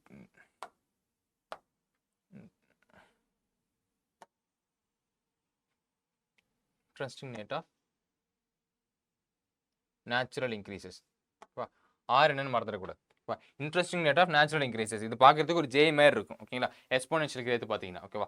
R very important parameter chosen for assessing impact on the biotic or abiotic factors. ஓகேவா? எனி பயோட்டிக் உயிருள்ள ஃபேக்டராக இருந்தாலும் சரி, உயிரில்லாத ஃபேக்டராக சரி, பாப்புலேஷன் க்ரோத்தால ரெண்டுமே அதோட டிஸ்டர்பன்ஸோ ஸ்ட்ரெஸ்ஸோ கிரியேட் ஆகும் அப்படின்றாங்க. To give you some idea about the magnitude of r, அந்த ஆர் வேல்யூ வந்து ஆர் வேல்யூ என்னன்னு பார்த்துக்கோங்க. It's interesting rate of natural increase. நேச்சுரலாக இன்க்ரீஸ் ஆகுது. எந்த கெமிக்கல்ஸ் இதெல்லாம் ஆட் பண்ணாமல் நேச்சுரல் ரிசோர்ஸ் வந்து இன்க்ரீஸ் ஆகுது அப்படின்றது. ஓகேவா? To give you some idea வந்து வந்துட்டு magnitude of r value, the Norway rate வந்து எக்ஸாம்பிள் எடுத்திருக்காங்க. அந்த ஆர் வந்து 0.05 அண்ட் த ஃப்ளவர் பீட்டில் பார்த்துருப்பீங்க, பூச்சி மாதிரி இருக்கும். 0.12. In 1981 the R value for human population in India is 0.025. Find out the current R value. இப்போ R value நம்ம எப்படி ஃபைண்ட் அவுட் பண்ணுவீங்க, பர்த் ரேட் டெத் ரேட்டுக்கு தெரியும், பெர் கேபிட்டாக்கு நீங்கள் சொல்லியிருப்பாங்களே B minus D. பாருங்க, B minus D is equal to R. அப்படி உங்களுக்கு ஆர் ரேட் தெரியணும்னா உங்களுக்கு பர்த் ரேட்டும் தெரியணும், டெத் ரேட்டும் தெரியணும், பெர் கேபிட்டாக்கு. ஓகேவா? அப்போ உங்களால் ஆர் ரேட்டை சொல்ல முடியும். ஓகேங்களா? For calculating you need to know birth rate and death rate. ஒரு பர்த் ரேட்டும் தெரியணும், நம்ம டெத் ரேட் பெர் கேபிட்டாக்கு தெரியணும் அப்படின்றது. ஓகேவா? the above equation describes the exponential or geometrical growth pattern. exponential growth pattern பெருசா அப்படி லார்ஜ் இந்த ஸ்கேலா வரையுது. அது எப்படி ரிசல்ட் ஆகுதுன்னா J shaped curve. பாத்தீங்கன்னா J shaped curve மாதிரி இருக்குமா. whether we plot in n relation of time, என்ன பாப்புலேஷன் டென்சிட்டி ரிலேஷன் ஆஃப் டைம்ல நம்ம இது பண்ணும்போது நமக்கு தெரியும் அப்படின்னாங்க. If you are familiar with basic calculus you can derive the integral form of the exponential growth equation. அதான் நம்ம என்ன சொல்றோம், n power t, அதாவது இந்த பாப்புலேஷன் டென்சிட்டி ஒரு டைமுக்கும் population n naught initial stages எவ்வளவு இருந்துச்சு, n நாட்னா என்ன சொல்லுவோம், இனிஷியல் ஸ்டேஜஸ்ல இப்போ ஆட் ஆகிறதுக்கு முன்னாடி ஒரு ஸ்பீஷ் வந்து ஆட் ஆகிறதுக்கு முன்னாடி ஒரு பாப்புலேஷன் எப்படி இருந்துச்சு, அதான் n0 அப்படின்னு சொல்றோம். அது ஆட் ஆனதுக்கு அப்புறமா எவ்வளவு இருக்கு, அது n1 n2 அப்படின்னு சொல்லுவோம். ஓகேங்களா? பெர் டைம்ல. ஓகேங்களா? Population density after a time, population density after a time. n0 பாப்பீங்க டென்சிட்டி அட் 0, ஆட் ஆகிறதுக்கு முன்னாடி அதோட டென்சிட்டி எவ்வளவு இருந்துச்சு. ஆர் எல்லாருக்குமே தெரியும், இன்ட்ரெஸ்டிங் நேச்சுரல் இன்க்ரீஸ். இது நல்லா பார்த்துவாங்க. Interesting rate of natural resources வந்து அடிக்கடி கேட்கலாம். ஓகே, நேச்சுரல் ரிசோர்ஸ் இன்க்ரீஸ் ஆகுது. ஓகேவா? வந்து பேசிக் லாகரிதம். ஓகே, எவ்வளோ வேல்யூ கொடுத்துருக்காங்க, 2.7182. ஓகேவா? இது கேட்கறதுக்கு சான்ஸ் இருக்கு. மோஸ்ட் ஆஃப் ஃபிசிக்ஸ் பேஸ் வந்து கேட்கலாம். ஓகேவா? Any species grow exponentially under unlimited resources condition can reach enormous population density in a short time. சரிங்களா? அன்லிமிட்டடான ரிசோர்ஸஸ் இருந்துச்சுன்னா எனார்மஸான இது கிடைக்கும். ஷார்ட் டைம்ல வந்து நிறைய வளர்ச்சி நல்ல சொகுசா வளரலாம் அப்படின்றாங்க. குளு குளு குளு சூப்பரா வளர்ந்துட்டு இருப்பாங்க. அவங்களுக்கு சாப்பாட்டுக்கு பஞ்சம் இல்ல, இடத்துக்கு பஞ்சம் இல்ல, எதுக்குமே பஞ்சம் இல்ல, இதுக்கு வேலையே செய்ய வேணாம், அவங்களுக்கு கிடைச்சிட்டு இருக்குன்னா அவங்க என்ன வேலை பண்றது? தன்னோட ரீப்ரொடக்ஷன் இதை வச்சு பாப்புலேஷன் க்ரோ பண்ணிட்டே போகுது. அப்போ எக்ஸ்போனென்ஷியல் க்ரோத் வந்துட்டு வெரி ஷார்ட் டைம் பீரியட் ஆஃப்ல இருந்து கிடைச்சிருக்கும். எப்போ அன்லிமிட்டடான ஸ்பீஷிஸ் ரிசோர்ஸ் எல்லாம் இருக்கும்போது. Darwin showed how even a slow-growing animals like elephant could reach enormous. Slow-growing animal like elephant could reach enormous amount in the absence of cheeks. Absence of cheeks is disturbance. அதுக்கு disturbance இல்ல. Elephant மாதிரி இதுக்கு டிஸ்டர்பன்ஸே இல்லைன்னு வச்சுக்கோங்களேன். அதை வந்து யாரையும் அடிச்சு போய் சாப்பிட்றது போறது இல்லை, அதுக்கு வந்து இடத்துக்கும் பிரச்சனை இல்லை. அப்போ அதுக்கு தேவையான ரிசோர்ஸும் இருந்துச்சுன்னா எலிஃபண்ட் மாதிரி மிகப்பெரிய அனிமலும் ஷார்ட் டைம்ல வந்துட்டு நிறைய பாப்புலேஷனை க்ரோ பண்ணி விடும் அப்படின்னு டார்வின் சொல்லியிருக்காரு. அர்த்தம் ஓகேவா? ஷார்ட் டைம் ஆப்சன்ஸ் ஆஃப் சீக்கிரம் டிஸ்டர்பன்ஸ் இல்லைன்னா the following is anecdote popularity narrated that demonstrated dramatically how fast huge population could be built up in a growing exponential. அதாவது பார்த்தீங்கன்னா growing exponential அது வளர்ந்துரும் அப்படின்னாங்க. அதுக்கு தேவையான அளவுக்கு ஒரு ப்ரொடக்ஷன் இல்லை, ஒரு ஃபைட் இல்லை, ஒரு ஃபுட்டுக்கான ஒரு ஃபைட் இல்லை, இல்லை ஸ்பேஸுக்கான எதுக்குமே எனக்கு பிரச்சனை இல்லைப்பா, நான் இந்த இடத்த வாழ்வேன், எனக்கு என்னை வந்து யாரும் அடிக்க போகிறதும் இல்லை, நானும் எனக்கு அடித்து சாப்பிட வேண்டிய அளவுக்கு ஃபுட்டும் இருக்குது, அப்போ நான் தேவையான இடமும் இருக்குன்னா எனக்கு இந்த எக்ஸ்போனென்ஷியல் க்ரோத் பண்ணுறதுக்கு இது சூப்பராக இருக்குது, நான் எக்ஸ்போனென்ஷியல் க்ரோத் பண்ணிட்டு இருப்பேன், என்னோட க்ரோத் பாப்புலேஷன் வந்துட்டு ரொம்ப அதிகமாக இருக்குது, எனக்கு த்ரெட்டே இல்லை அப்படிங்க, டிஸ்டர்பன்ஸே இல்லை அப்படிங்க. ஒரு இதில் டிஸ்டர்பன்ஸும் இல்லை, அன்லிமிட்டட் ரிசோர்ஸ் இருந்துச்சுன்னா அந்த பாப்புலேஷன் வந்துட்டு வாஸ்ட் லெவலில் வளரும் அப்படின்றாங்க. இங்க ஒரு கதை கொடுத்துருப்பாங்க, ஒரு ராஜாவுக்கு ஒரு மந்திரிக்கு ஒரு கதை கொடுத்துருப்பாங்க. ஓகேவா? என்ன கொடுத்துருப்பாங்க அப்படின்னா, ஃபர்ஸ்ட் நான் சொல்லிடுறேன், இது படிக்கிறத நான் சொல்லிடுறேன். ஓகேங்களா? ஒரு ராஜாவும் ஒரு மந்திரி இருக்காங்க. ராஜா மந்திரி வந்துட்டு ராஜாவுக்கு போர் அடிச்சிச்சு. நான் மந்திரி போர் அடிக்குது, நம்ம என்ன விளையாடலாமா அப்படின்னு சொல்லும்போது ஒரு செஸ் ஆடலாம் அப்படின்னு சொல்றேன். ஓகே, செஸ் சும்மா ஆடினா நமக்கு என்னது, நம்ம ராஜா இல்லை, சும்மா ஆட முடியாது அப்படின்னு சொல்லி பெட் மேட்ச் ஆடலாம் அப்படின்னு சொல்லியிருக்காரு, கூட்டுருவார். ஓகேவா? பெட் மேட்ச் ஆடலாம் அப்படின்னு சொல்லும்போது ராஜா கேட்பாரு, உனக்கு ஜெயிச்சா நான் என்ன கொடுக்கணும், தோத்தா நீ என்ன கொடுப்ப அப்படின்னு அதை பேசிட்டு இருக்கும்போது அந்த பெட்ல வந்துட்டு மந்திரி கேட்பாரு, எனக்கு வந்துட்டு நீங்க தோத்துட்டீங்கன்னா நம்ம செஸ்ல வந்து எவ்வளவு இருக்குமா, 64 ஸ்கொயர் இருக்கும். எத்தனை? 64 ஸ்கொயர் இருக்கும். தெரியல, செஸ் போர்டு ஆடிருப்பீங்களா? அந்த 64 ஸ்கொயர்ல வந்துட்டு இந்த கான்ஸ்டிடென்ஷியல் காம்ப்ளிமெண்டரி பேஸ்ல வந்து இன்க்ரீஸ் ஆகிற அளவுக்கு வீட் கிரெயின்ஸ் கோதுமை கொடுங்க அப்படின்னாங்க. அதாவது ஃபர்ஸ்ட் கிரெயின் இப்போ 64 ஸ்கொயர் இருக்குன்னு வச்சுக்கோங்களேன். ஃபார் எக்ஸாம்பிள் சொல்றேன், இந்த மாதிரி 64 ஸ்கொயர் இருக்குன்னா செஸ் போர்டில் வந்துட்டு ஃபர்ஸ்ட் கிரெயினில் நீங்கள் எவ்வளோ வைக்கிறீங்க, 2 கிராம், 2 நெல், இல்லை ஒரு நெல் வைக்கிறீங்க, ஒரு கோதுமை. அடுத்தது இதோட டபுள் 2 கோதுமை, இதோட டபுள் 4 கோதுமை. இந்த மாதிரி ஒரு இதுக்கும் 64க்குமே ஒரு நெல் கொடுத்தா போதும், கோதுமை கொடுத்தா போதும். தோத்தீங்கன்னா அது மட்டும் கொடுத்தா போதும், ஜெயிச்சிங்கன்னா அவர் ஏதோ இது கேட்பார்னு நினைக்கிறேன். ஓகேங்களா? எஸ், ஓகேங்களா? அப்படி இது கொடுத்தா போதும், கரெக்டு தான். ஒரு நெல்லுக்கு அடுத்த கன்சிக்யூட்டிவ்ல டபுள் பண்ணி கொடுத்தா போதும், எனக்கு அந்த வீட்டு மட்டும் போதும்னு சொல்லிடுவேன். ராஜா சிரிப்பார், இவ்வளவுதான் உனக்கு பெட்டா, ஜஸ்ட் 2 நெல் தானே, ஒரு ஊருக்கு 2 நெல் தானே, சரி நான் கொடுத்துட்றேன் அப்படின்னு சொல்லிட்டு ஓகே அப்படின்னு கொடுத்துருவாரு. அப்படி கொடுத்ததுக்கு அப்புறமா என்ன பண்ணுவாரு, ராஜா வந்து தோத்து போயிடுவார். ராஜா என்ன பண்ணுவாரு, கடைசி கேம்ல வந்து என்ன தோத்துட்டார். தோத்த உடனே சரி விடு, பையன் கேட்டு விட்டான், ஆசைப்பட்டு விட்டான், அந்த நெல்லை நேரத்தை வந்து கொடுத்துருப்பான், ஜஸ்ட் 1-2 நெல் தானே அப்படின்னு பார்க்கும்போது இந்த 64 நெல், அந்த 64 ஸ்கொயர் நிரப்புறதுக்கு தன்னோட ராஜ்யத்தில் இருக்க எல்லா சொத்தையும் வித்தா, எல்லா நெல்லையும் வித்தா கூட அது பத்த மாட்டேங்குதுன்னு அர்த்தம். ஓகேங்களா? அதுதான் இந்த கதையோட சுருக்கம்ன்றது. ஓகேங்களா? ஏன்னா இங்க பாருங்க, 2 4 4 8 8 16 16 32. அப்போ ஒரு ஸ்கொயர்ல வந்து நீங்க 1 வைக்கிறீங்க, ஒரே ஒரு நெல் வைக்கிறீங்க, இன்னொரு ஸ்கொயர்ல 2 வைப்பீங்க, இன்னொரு ஸ்கொயர்ல 4 வைப்பீங்க, அப்புறம் 8 16 32 26, அப்படியே டக்குன்னு வந்து அதே மாதிரி 64 ஸ்கொயர் பண்ணணும், 64 இது பண்ணணும், 64 ஸ்கொயரை வந்து நம்ம ஃபுல்ஃபில் பண்ணோம். 64 ஸ்கொயர் அவர் கால்குலேட் பண்ணி பார்க்கும்போது தான் தெரிஞ்சது, ஐயோ இவன் கேட்டது சும்மா இல்லடா, நமக்கு பெரிய ஆப்பு வச்சுட்டாண்டே அப்படின்னு சொல்லிட்டு அவங்க நாட்டில் இருக்க எல்லா நெல்லையும் கொடுத்தா கூட அவனுக்கு பத்தாது, அவன் கடன் அடைக்க பத்தாது அப்படின்றாங்க. ஓகேவா? அதுபடிதான் குட்டி குட்டியா அந்த எக்ஸ்பிளனேஷன் க்ரோத் வந்து இதாகுது அப்படின்றாங்க. ஓகேவா? அதுதான் இஃப் யூ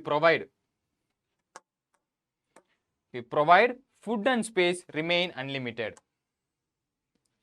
வா, ஃபுட் அண்ட் ஸ்பேஸ் கொடுத்தீங்கன்னா அந்த பாப்புலேஷன் சைஸ் வந்துட்டு அன்லிமிட்டடாக க்ரோ ஆகிட்டே இருக்கும். ஓகேங்களா? Imagine what in the mind of பாக்லிங் of population it will reach 64 days. நினச்சி பாருங்க அப்படின்னு. ஓகேவா? என்ன சொல்றாங்க அப்படின்னா, நம்ம வித்திங் எ டினி பேரமேஷம், ஒரு பேரமேஷம் வந்துட்டு ஒரு இண்டிவிஜுவல்ல த்ரூ பைனரி ஃபிஷனால டபுளிங் ஆகுது. பைனரி ஃபிஷனால 1 2 ஆகுது, 2 3 ஆகுது, அது மாதிரி டபுளிங் ஆகிட்டு இருக்கு. அப்போ இது 64வது நாள். நினச்சி பாருங்க எவ்வளோ அளவு வளர்ந்துருக்கும். ஒரு பேரமேஷன் குட்டியோண்டு பாக்டீரியா, நமக்குள்ள அவ்வளோ பாக்டீரியா இருக்கு. குட்டியோண்டு பாக்டீரியா ஒரு நாள் 2 வருது. ஓகேவா? ஒரு நாள் 2 பாக்டீரியா வருது. 2வது நாள் 4 பாக்டீரியா வருது. இதே 64வது நாள் அது எத்தனை லட்ச கோடிக்கணக்கான பாக்டீரியாவா வளர்ந்துருக்குன்றத நினைச்சு பார்க்க சொல்றாங்க. அதான் நம்ம என்ன சொல்றோம், ஒரு பாப்புலேஷனுக்கு வந்து நீங்க அன்லிமிட்டடான growth, அன்லிமிட்டட் ரிசோர்சஸ் கொடுத்துட்டீங்க, அதுக்கான ஸ்பேஸும் இருந்துச்சுன்னா அதை ஸ்டாப் பண்றதுக்கு உங்க அப்பா நினைச்சாலுமே முடியாதுடா அப்படி அப்ப நினைச்சா முடியும். பட் என்ன சொல்றேன், அந்த மாதிரி முடியாது அப்படின்ற கண்டிஷன் இருக்கு. ஓகேவா? அது ஸ்டாப் பண்ணா அந்த ரிசோர்ஸை கட் பண்ணும். ரிசோர்ஸை கட் பண்ணா ஸ்டாப் ஆயிரும். ஓகேவா? அது வந்து நம்ம எக்ஸ்போனென்ஷியல் growth. இப்போ அடுத்த growth நம்ம என்ன பார்க்க போறோம், லாஜிஸ்டிக் growth. ஓகேவா? Logistic growth. ஓகேவா? இங்க என்னன்னா unlimited growth with limited. Okay, அன்லிமிட்டடா இருக்கு. இப்போ எப்படி பண்ண அன்லிமிட்டடா போயிட்டு இருக்கு, இது லிமிட் பண்ணி ஆகணும். லிமிட் பண்ணி growth லிமிட் ஆயிடுச்சுன்னா எப்படி ரிசோர்ஸஸ் லிமிட் பண்ணிட்டோம்னா இல்ல growth லிமிட் ஆயிரும். அதை பேஸ் பண்ணி பார்ப்போம். No population of any species in nature has its disposal unlimited resources of permit exponential growth. ஓகேவா? This leads to the competition between individual for limited resources. இப்போ எப்படி பணக்காரங்கெல்லாம் ரொம்ப இதாகிட்டு பணக்காரலாம் பணத்தை வச்சுட்டு ஏழைகளுக்கு கொடுக்காம ஏழைக்கு ஏழை அடிச்சு சாப்பிடாமோ, ஏழைக்கு ஃபுட்டு இல்லாமல் சொல்கிறேன். ஃபார் எக்ஸாம்பிள் பணக்காரங்களாம் நல்லா சாப்பிட்டுட்டு அவங்களாம் ஃபுட்டை வேஸ்ட் பண்ணிட்டு சின்ன ஃபுட்டு ஒரு இட்லிக்காக நம்ம எப்படி அடிச்சு சாப்பிட்டுட்டு இருக்கோமோ, ஸோ அதை பேஸ் வந்துட்டு காம்படிஷன் வந்து கிரியேட் ஆயிரும். ஒரு இது எக்ஸ்போனென்ஷியலாக வந்துச்சுன்னா இன்னொரு பாப்புலேஷன் வந்து competition for food resources, space resources, அது வந்து காம்படிஷன் கிரியேட் ஆயிரும் அப்படின்றாங்க. எவென்ச்சுவலி ஃபிட்டஸ்ட் இண்டிவிஜுவல், அதான் survival of the fittest individual. அந்த இதில் வந்து யார் ஃபிட்டஸ்டாக யார் அடிச்சு பிடிச்சி அந்த இட்லி வாங்கி சாப்பிட்றானோ அவன் தான் ஃபிட்டஸ்ட், அவன் சர்வைவ் ஆவான். Survival of the fittest will survive and reproduce. The governments, many of countries have also realized this fact. இப்போ இதை வந்து கவர்மெண்ட் கண்டுபிடிச்சாங்க. இந்த மாதிரி நடந்துட்டு இருக்கு, ரொம்ப ரொம்ப ஆபத்தானது. ஓகேவா? and introduce a various restraint to view the limit of human population in nature.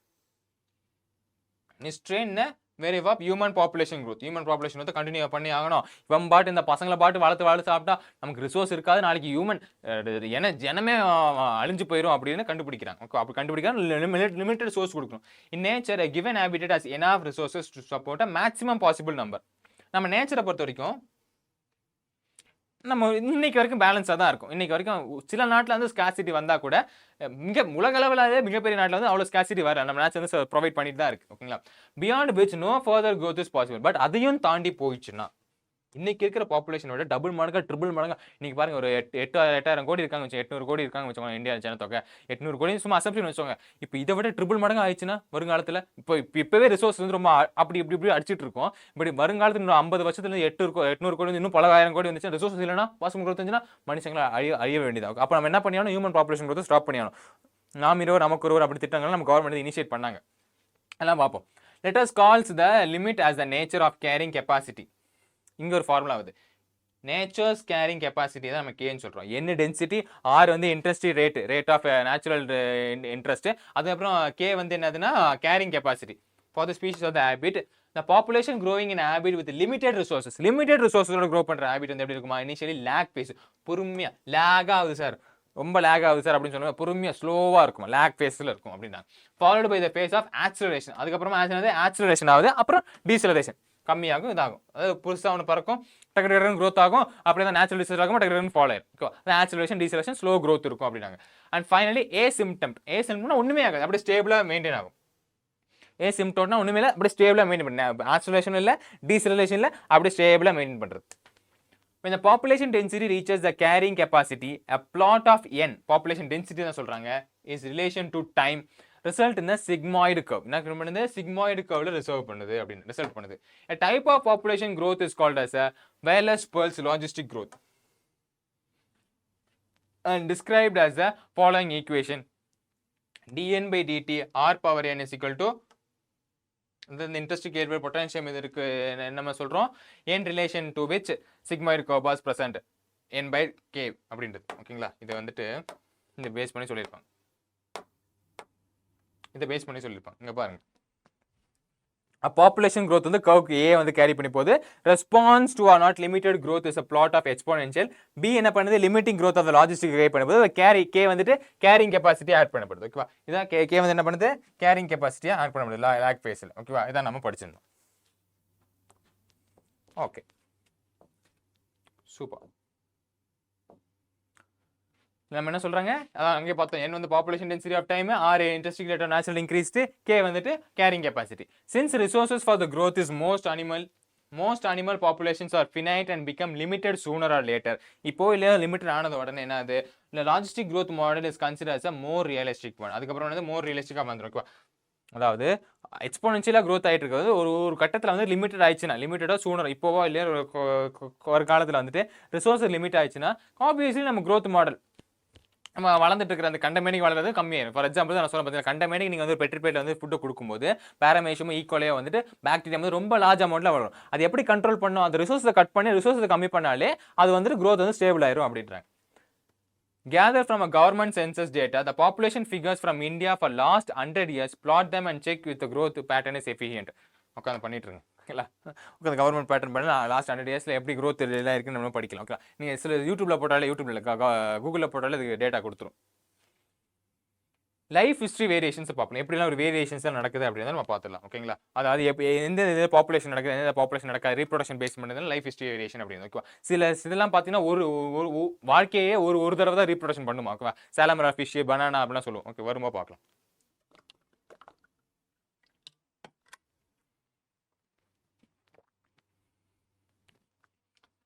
Population evolve to the maximise the reproductive fitness. நான் முன்னாடி சொல்கிறேன், ஒரு ஸ்பீஷிஸ் ஹெல்த்தியாக இருக்கணும்னா அது ஒரு ரீப்ரொடக்டிவ் ஃபிட்னஸ் அதிகமாக இருக்கணும்.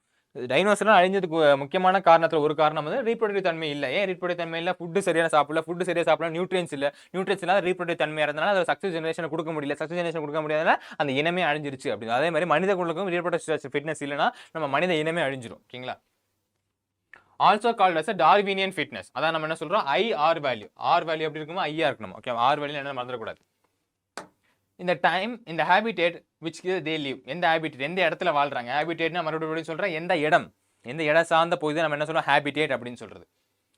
Under a particular set of selection pressure organism evolve towards the most efficient reproductive strategy. அது என்னது? Some organism breed only once in their life time. அதனோட என்டையர் லைஃப் டைம்ல ஒரு வாட்டி தான் ப்ரீட் பண்ணுவாங்க. வாழை மரம்லாம் பார்த்துருக்கீங்களா, பேனியன் ட்ரீலாம், அதுக்கெலாம் அதுக்கு ஒரு எக்ஸாம்பிள் தான். பேனியன் ட்ரீலாம் வாழ்க்கை ஒரு தடவை தான் இதாகும். ஒரு தடவை வச்சுன்னா ஒரு தடவை தான் பூக்கும். மறுபடியும் நான் மரத்தை வெட்டியவே இன்னொரு இடத்துல எடுக்க வேண்டியதான் ஓகேவா. இன்னொரு எக்ஸாம்பிள் சாலம்லா ஃபிஷ், பேம்பு எல்லாம் ஒரு வாட்டி தான் ப்ரீட் பண்ணும் ஓகேவா. While other breed many times during the life time. Birds, மேமல்ஸ்லாம் நான் வாட்டி அதிகமாட்டி ப்ரீட் பண்ணுவோம் சக்சஸ் ஜெனரேஷனை கொடுக்கறதுக்கு, இன்டர்கோர்ஸ் பண்ணுறது. Some produce a large number of small sized offspring ஓகேவா. என்ன பண்ணுது? Large number of small size of குட்டி குட்டியாக இருக்கிறத பெருசாக நிறைய வாட்டி அதிக அளவில் வந்து ப்ரொடியூஸ் பண்ணுது ஓகேங்களா. அதை நான் சொல்கிறேன் oyster, pelagic fishes, while other produce small number of large sized offspring. அதான் பேர்ட்ஸ், அனிமல்ஸ் அப்படின்றது ஓகேங்களா. அதாவது குட்டி குட்டியாக இருக்கிற பேரமேஷம் வந்துட்டு கோடி கணக்கில் கொடுக்கும். எத்தனை கொடுக்கும்? நிறைய கொடுக்கும். அந்த சைஸ் எப்படி இருக்கும்? ரொம்ப குட்டி குட்டியாக இருக்கும். அதே மாதிரி யானைலாம் பார்த்தீங்கன்னா எப்படி இருக்கும்? ஒரு இதுதான் போடும், ஒரு குட்டி தான் போடும். அதோட சைஸ் பார்த்தீங்கன்னா ரொம்ப பெருசாக இருக்கும். ஸோ அந்த பேஸ் பண்ணி சொல்கிறாங்க ஓகேங்களா. So which is desirable for maximum fitness? இதில் எது maximum fitness அப்படின்னு கேட்குறாங்க. Ecology suggests that the life history traits of organism has evolved in the relation of constant imposed on the abiotic and biotic. அதோட இடத்தகத்தை பொறுத்த வரையும் அதோட ஹேபிட்டேட்டை பொறுத்த வரைக்கும் எது இருக்குதோ, எது இம்போஸ் பண்ணப்படுதோ அதுதான் ஃபிட்டஸ்ட் அப்படின்னாங்க. உங்களால் வாழ முடிஞ்சதுன்னா நீ fittest. Survival of the fittest. Evolution of life history traits in different species currently an important area where the research is being conducted by ecologists. அதான் இப்போ important area ஈக்காலஜிஸ்ட் கண்டக்ட் பண்ணிட்டு இருக்காங்க அப்படின்னு ஓகேவா. இப்போ பாப்புலேஷன் இன்ட்ராக்ஷன், ஒரு இன்ட்ராக்ஷன் நடக்குது, ஒரு இன்ட்ராக்ஷன் நடக்குது அப்படின்னு தான் பாப்புலேஷன் இன்ட்ராக்ஷன். என்ன சார் பாப்புலேஷன் இன்ட்ராக்ஷன்னா? நம்ம முன்னாடி சொன்ன பார்த்தீங்கன்னா ஒரு ஸ்பீஷிஸால் மட்டுமே ஒரு இடத்துல வாழ முடியாது. ஒரு ஐலாண்டில் வந்துட்டு ஒரே ஒரு ஸ்பீஷிஸ் வாழ்ந்த மாதிரி சரித்திரமே கிடையாது. ஒரு ஸ்பீஷிஸ்க்கு இன்னொரு ஸ்பீஷிஸ் வேணும். ஏன்னா சும்மா காற்றையை மட்டும் சுவாசிச்சுக்கிட்டு எந்த ஸ்பீஷும் வாழாது. அது உணவும் வேணும்னா இன்னொரு ஸ்பீஷிஸ் அடித்து சாப்பிடணும். எல்லாமே இன்னொரு ஸ்பீஷிஸ் அடித்து தான் சாப்பிட முடியும் ஓகேங்களா. ஒரு இது வந்துட்டு இன்னொரு ஸ்பீஷிஸ் அடித்து சாப்பிட்டா தான் உயிர் வாழ முடியும். ஸோ அந்த பேஸில் ஒரு ஸ்பீஷிஸ்க்கும் ஒரு இன்ட்ராக்ஷன் நடக்கும். அதான் நம்ம என்ன சொல்கிறோம், பாப்புலேஷன் இன்ட்ராக்ஷன் பேஸ் அப்படின்னு சொல்கிறோம் ஓகேவா. Can you think a natural habitat on the earth is inhabited just by a single species? முடியவே முடியாது. எங்கே நினச்சாலும் முடியாது. நம்ம வாழ்றதுக்கு பல ஸ்பீஷிஸ் தேவை ஓகேங்களா. There is no such habitat in such a situation even is inconceivable okay. For any species the minimal requirement is one more species. minimum at least one இருந்தால் கூட பத்துமான்னு தெரியாது. நமக்குலாம் ரைஸ் மட்டும் சாப்பிட்டா பத்துமா, சாம்பார் ரசம்லாம் அப்படி ஊற்றி அடிக்கணும்ல. ஒரு ஸ்பீஷிஸ் மட்டும் இருந்தால் பத்துமா தெரியாது, பட் ஒரு ஸ்பீஷிஸாவது வேணும் அப்படின்றாங்க. Minimum who can fed. Even plant species which make its own food cannot survive alone. Even plant species அதுவும் சர்வை ஆக முடியாது அப்படின்றது. alone it's the soil microbes. புரிஞ்சுதா? சார் என்ன சார் சொல்றீங்க? பிளான்ட்லாம் அப்படியே சூரிய ஒளியை வச்சு ஃபுட் ஃபோட்டோசிந்தசிஸ்லாம் படிச்சிருக்கோம். நான் சும்மா ஏமாத்தாதீங்க. ஃபோட்டோசிந்தசிஸ் என்னது? அது போய் வேற ஏதாவது பண்ணிட்டு அதாவது ஒரு ஸ்பீஷிஸ் தானே. ஃபோட்டோசிந்தசிஸ்லாம் பண்றதுக்கு இல்ல சூரிய ஒளி வச்சு காற்று வச்சு நம்ம பண்ணிடுவோம் சார்னா அப்படி பண்ணாது. அதுக்கு சாயில் வேணும். அந்த சாயில்ல மைக்ரோப்ஸ் இருக்கணும். அந்த மைக்ரோப்ஸ் ஃபெர்டிலிட்டி இருந்தா தான் அதுக்கு நல்லா ஃப்ளரிஷ் பண்ணி வளர முடியும். ஓகேவா? அதே மாதிரி பாலினேஷன் நடக்கணும். பாலினேஷன் நடக்கும்போது எப்படி நடக்கணும்? பூ விரிஞ்சிட்டு ஒரு பேர்டு வந்து ஒரு இன்செக்ட் வந்து இதுல உட்காந்து இன்னொரு இது ஃப்ளவருக்கு போகணும். அப்பதான் இது ஜெனரேட் பண்ணல. பூவை மட்டும் போட்டு அப்படியே விழுந்து போயிடும். அந்த பிளான்ட் செத்து போயிடும். ஓகேவா? ஸோ ஸ்பீஷிஸ் வந்து க்ரோ பண்ண ஃபார்வர்டு போக முடியாது. அதான் சொல்றாங்க. Needs the soil microbes to break down the organic matter in the soil and return inorganic nutrients to absorption. And then how will plant manage the pollination without an animal agent? அதான் pollination எப்படி manage பண்ணும்? ஒரு ஸ்பீஷ் plant மட்டும் தான் நீங்க சொன்னீங்கன்னா ஃபுட்டை மட்டும் பார்க்கக்கூடாதுன்னா அது க்ரோத்தும் பார்க்கணும்ல. அது ரீப்ரொடக்ஷன் பேஸ் பண்ணிட்டு இருக்குது, அடுத்த ஸ்பீஷிஸ் பேஸ் பண்ணி தான் இருக்கு. ஓகே, ஒரு ஸ்பீஷிஸ் இல்லாமல் இன்னொரு ஸ்பீஷிஸ் வாழ முடியாது. It obviously that in nature, animal, plants and microbes cannot live in isolation. ஐசோலேஷனால வாழ முடியாது. But interact in various way to form a biological community. அப்போ எல்லாமே ஒன்றுக்கு ஒன்று இன்டராக்ட் பண்ணிட்டு ஒரு பயாலஜிக்கல் கம்யூனிட்டியை ஃபார்ம் பண்ணுது அப்படின்னு அர்த்தம். ஒன்றுக்கு ஒன்று இன்டராக்ட் பண்ணிட்டு ஒரு பயாலஜிக்கல் கம்யூனிட்டி வந்து ஃபார்ம் பண்ணி வாழுதுன்னு அப்படின்னு அர்த்தம். என்னென்ன விதத்தில் இன்டராக்ட் பண்ணுது, அந்த இன்ட்ராக்ஷன்லாம் யார் கெயின் ஆகிறா யார் லூஸ் ஆகிறான்றதை நம்ம சக்ஸஸிவாக படிக்க போகிறோம். ஈவன் இந்த minimal communities many interaction linkages exist although all may not be readily apparent. எல்லாமே அப்பேரண்டாக இருக்காது அப்படின்ற. ஓகேங்களா? அதான் நம்ம ஒன்று வேணா இப்போ பார்க்க போகிறோம். Interspecific interaction arises. ஒரு ஸ்பீஸிக்கும் இன்னொரு ஸ்பீஸிக்கும் இல்லை ஒரே ஸ்பீசிஸ்க்கும் அது டிஃப்ரெண்ட் வேற ஒரு இதுக்கும் வேற ஒரு ஆர்கானிசத்துக்கும் அது basic interspecific interaction arise from the interaction of population of two different species. Interspecies two different species இன்ட்ரானா same. They could be beneficial, detrimental or neutral. எப்படி? Beneficial, detrimental, neutral. டிட்டர்மைண்டல்னா அழிச்சு நெகட்டிவ், அதுக்கு ப்ரிடேட்டர் மாதிரி. ஓகேவா? நம்ம வந்து மானா இருந்துட்டோம், நம்மளை வந்து என்ன பண்ணுது, ஒரு சிங்கம் வந்து அடிச்சு பிடிச்சா நமக்கு மைனஸ். அதை பற்றி நம்ம பார்க்க போகிறோம். பெனிஃபிஷியலாக நம்ம கெயின் பண்ணுறோம். ஓகே, நியூட்ரல்னா அவனுக்கு பாதுகாப்பு இல்லை எனக்கும் பாதுகாப்பு, நானும் அவனும் அண்ணன் தம்பி மாதிரி சமூகமாக வாழ்ந்துட்டு போயிட்டு இருக்கோம் அப்படின்றது. அதான் ஒன் பண்ண வேணா பார்க்க போகிறோம். ஓகேவா? அசே நீங்கள் ப்ளஸ் மைனஸ் ஜீரோலாம் போடுவாங்க. ப்ளஸ் என்னது பெனிஃபிஷ் ஆகுது, மைனஸ் என்னது இழக்கிறது, டீநேச்சுரல் ஆகுது. ஓகேவா? நியூட்ரல்னா ஜீரோ. ஓகேங்களா? அது இந்த டேபிள் வச்சு நம்ம பார்க்கலாம். ஓகேங்களா? டேபிள் வச்சு நம்ம பார்க்க போகிறோம். ஓகே, டேபிள் கொடுத்துருப்பாங்க. ஸ்பீஷீஸ் ஏ ஒரு ஸ்பீஷீஸும் இன்னொரு ஸ்பீஷீஸும் ரெண்டு ஸ்பீஷுமே பெனிஃபிஷியல் ஆயிடுச்சுன்னா மியூச்சுவலிசம் அப்படின்னு சொல்லுவோம். ரெண்டு ஸ்பீஷ் என்னாச்சு? Both are species of mutualism. யாரையும் அடிக்கல, எதுவும் பண்ணவில்லை. ஓகேவா? ஒரு நான் ஒன்று கொடுக்குறேன், நீ எனக்கு கொடுக்குற. ஓகே, கடைக்காரமே நான் காசு கொடுக்குறேன், நீ எனக்கு பொருள் கொடுக்குறேன். அந்த மாதிரி ரெண்டுமே பெனிஃபிஷியல் ஆகும். அதனால மியூச்சுவலிசம் அப்படின்னு. காம்படிஷன் உங்களுக்கே தெரியும். காம்படிஷன் ரெண்டுமே மைனஸ் தான். ரெண்டு அடிச்சு சந்து போயிடும். ஓகே, ஒரு ஸ்பீஷிஸ்க்கு ரெண்டுமே அடிச்சுன்னா ரெண்டு ஸ்பீஷுமே அந்த ஸ்பீஷ் அடிஞ்சு அந்த ரெண்டு ஸ்பீஷுமே அழிஞ்சிடும். ஓகேவா? ஒரு மாடு மட்டும் தான் சாப்பிடக்கூடிய ஒரு சிங்கமும் மாடு மட்டும் தான் சாப்பிடக்கூடிய ஒரு முயல் ஒரு சிறுத்தையும் இருந்துச்சுன்னா மான் அழிஞ்சிருச்சுன்னு வச்சுக்கோங்களேன். மான் அழிஞ்சிச்சுன்னா சிங்கமும் அழிஞ்சிடணும், சிறுத்தையும் அழிஞ்சிடணும். ஏன்னா ஃபுட் இல்லை. ஃபார் எக்ஸாம்பிள் சொல்கிறேன். ஃபார் எக்ஸாம்பிள் டீட்டெயிலாக பார்ப்பேன் என்னெல்லாம் பிரச்சனை இருக்கா அப்படின்றது. ஓகேவா? ஃபார் எக்ஸாம்பிள் சொல்கிறேன். ஓகேவா? ப்ரிடேஷன் அப்படின்றது என்னதுன்னா ஒன்று கெயினும். ப்ரிடேஷன் அண்ட் பாராசைட்டிசம் வந்துட்டு என்னதுன்னா ஒன்று கெயின் ஆகும், ஒன்று லூஸ் ஆகும். ஓகேவா? ஒன்று கெயின் ஆகும். யார் ப்ரிடேட்டர் யாராக இருக்காங்களோ அவன் கெயின் பண்ணுவான். இவன் வந்து ப்ரிடேட்டராக படுறானோ ப்ரே வந்து என்ன பண்ணுவான், லூஸ் பண்ணுவான். ஓகேவா? அதான் ப்ரிடேட்டரும் பாராசைட்டிசம்.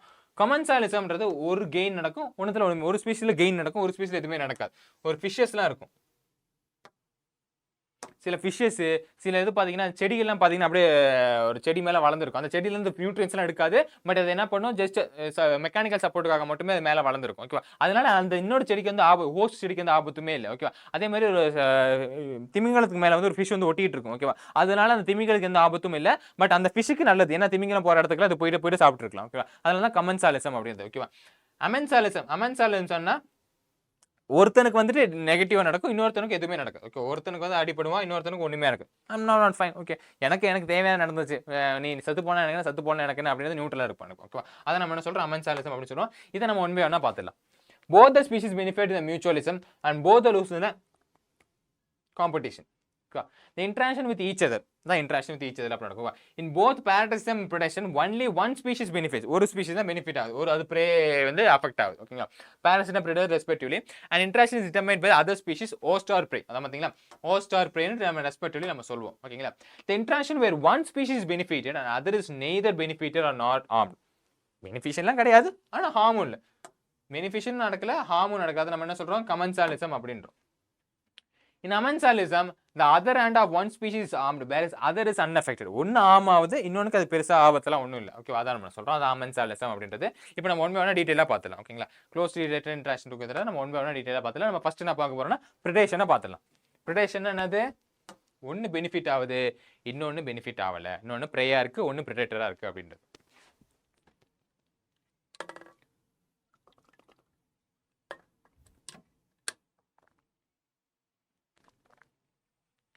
What would happen if to all the energy fixed autotrophic organism if the community has no animal to eat the plants?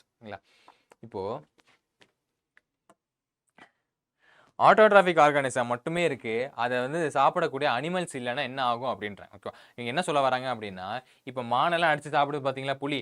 மான் இல்லைன்னா என்ன நடக்குது? உலகம் ஃபுல்லாக வந்து செடி மயமா அமைஞ்சிருக்கும். உலகம் எங்கே பார்த்தாலும் செடியா இருக்கும். அந்த செடி வந்து அழிக்கவே முடியாத அளவுக்கு அந்த ஆர்கானிசம் வந்து அப்படி வளர்ந்துட்டு இருக்கும் அப்படின்னு சொல்றாங்க. அது அழிக்கக்கூடிய ஒரு மான் இருக்கு அப்படின்னாங்க. அந்த மான் அழிக்கக்கூடிய ஒரு பிரெடேட்டரான சிங்கம் இருக்கு அப்படின்னாங்க. அந்த ஃபுட் செயின் சொல்றாங்க. ஓகேங்களா, அதான் பார்க்க போறோம். You can think the predation is nature's way of transferring to higher trophic level. ஒரு எனர்ஜி வந்து டிராஃபிக் படிப்போம் இல்லையா, 10th படிச்சிருப்பீங்க. ஒரு டிராஃபிக் லெவலில் ஒரு எனர்ஜி வந்து இங்கே ஒரு ஃபார்ம் ஆகுது. செடியில் ஒரு எனர்ஜி வந்து இங்கேருந்து சிங்கம் வரைக்கும் ஒரு எனர்ஜி வந்து டிராஃபிக் லெவல் வந்து ட்ரான்ஸ்ஃபர் ஆகுது. ஒரு லெவலில் ட்ரான்ஸ்ஃபர் ஆகுதுன்னு சொல்லலாம். ஃபுட் வெப், ஃபுட் செயின் அந்த பேஸ் பண்ணி சொல்கிறது. ஓகேங்களா, எப்படி செடியிலேருந்து வருது, எப்படி கனெக்ட் ஆகுது, கனெக்ட் ஆகிட்டு எப்படி இந்த எனர்ஜி லெவல் வந்து எப்படி ட்ரான்ஸ்ஃபர் ஆகிட்டே போகுது. பிரமிட்னு சொல்லுவாங்க, எனர்ஜி பிரமிட். அந்த எனர்ஜி லெவல் வந்து ஒன்று எப்படி ட்ரான்ஸ்ஃபர் ஆகி ஆட்டோ டிராஃபிக் எனர்ஜி ட்ரான்ஸ்ஃபர் ஆகிட்டு போகுது அப்படின்னு சொல்லுவாங்க. When we think of predator and prey, the most probably is tiger and the deer. நான் சொல்கிறேன் பார்த்தீங்கன்னா புலியும் மானும் தான். ஓகேவா, that ready to come out our mind, but sparrow eating any seed is no less than a predator. இங்க என்ன சொல்றாங்க? predator preyனால சிங்கம், predatorல அப்படி இருக்கிற சிங்கம் தான் ஞாபகம் வரும். ஒரு குட்டி ஸ்பேரோ கூட predator தான், ஒரு செடியை தின்னுது. ஏன் மானு கூட predator தான். டீர் தான் ஞாபகம், டீனே ஒரு predator. யாருக்கு sir deer predatorனா? பிளான்ட்ஸுக்கு predator.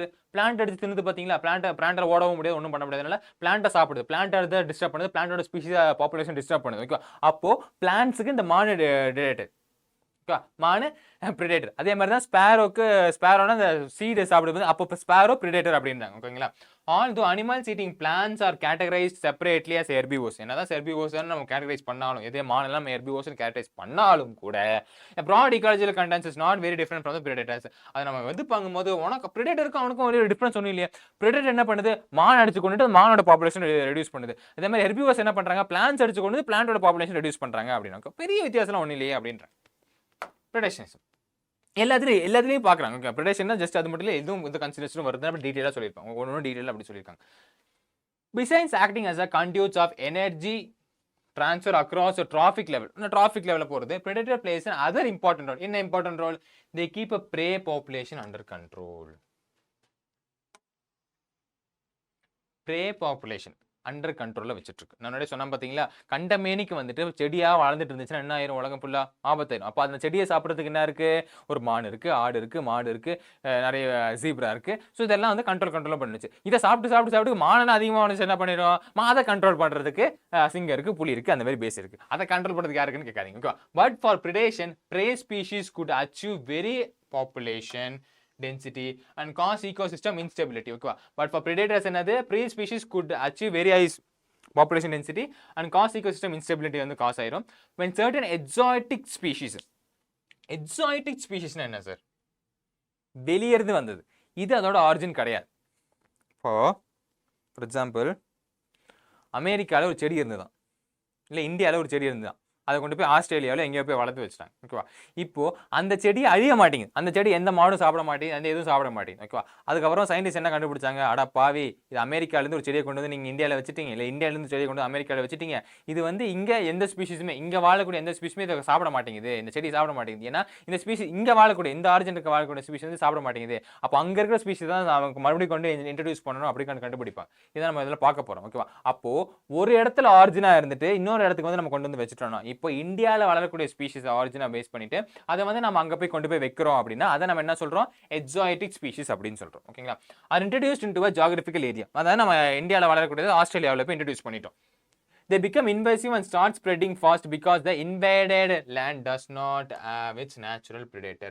Invaded landல natural predator இல்ல. என்ன சொல்ல வராங்க? ஃபார் எக்ஸாம்பிள் இப்போ மானையெல்லாம் கொண்டு போயிட்டு நீங்க புலி, சிங்கம் இந்த மாதிரி கார்னிவோர்ஸ்ல இல்லாத ஒரு இதுல மானை மட்டும் இருக்கிற இடத்துல வச்சிட்டீங்கன்னா, ஆப்பிரிக்காலேருந்து கூட்டு வந்துட்டு இந்தியா மாதிரி இந்தியாலையும் இருக்கா, வேற எங்கேயா மானு, சிங்கம், புலிலாம் இல்லாத இடத்துல போய் வச்சுட்டிங்கன்னா மானு வந்து என்ன ஆயிரும், பாப்புலேஷன் பண்ணி ரீப்ரொடக்ஷன் பண்ணி அது பாப்புலேஷன் பெருசாக போயிடும். ஏன்னா நேச்சுரல் பிரிடேட்டர் இல்லை, அவனை கொல்லக்கூடிய நேச்சுரல் பிரிடேட்டர் இல்லை அப்படின்றாங்க.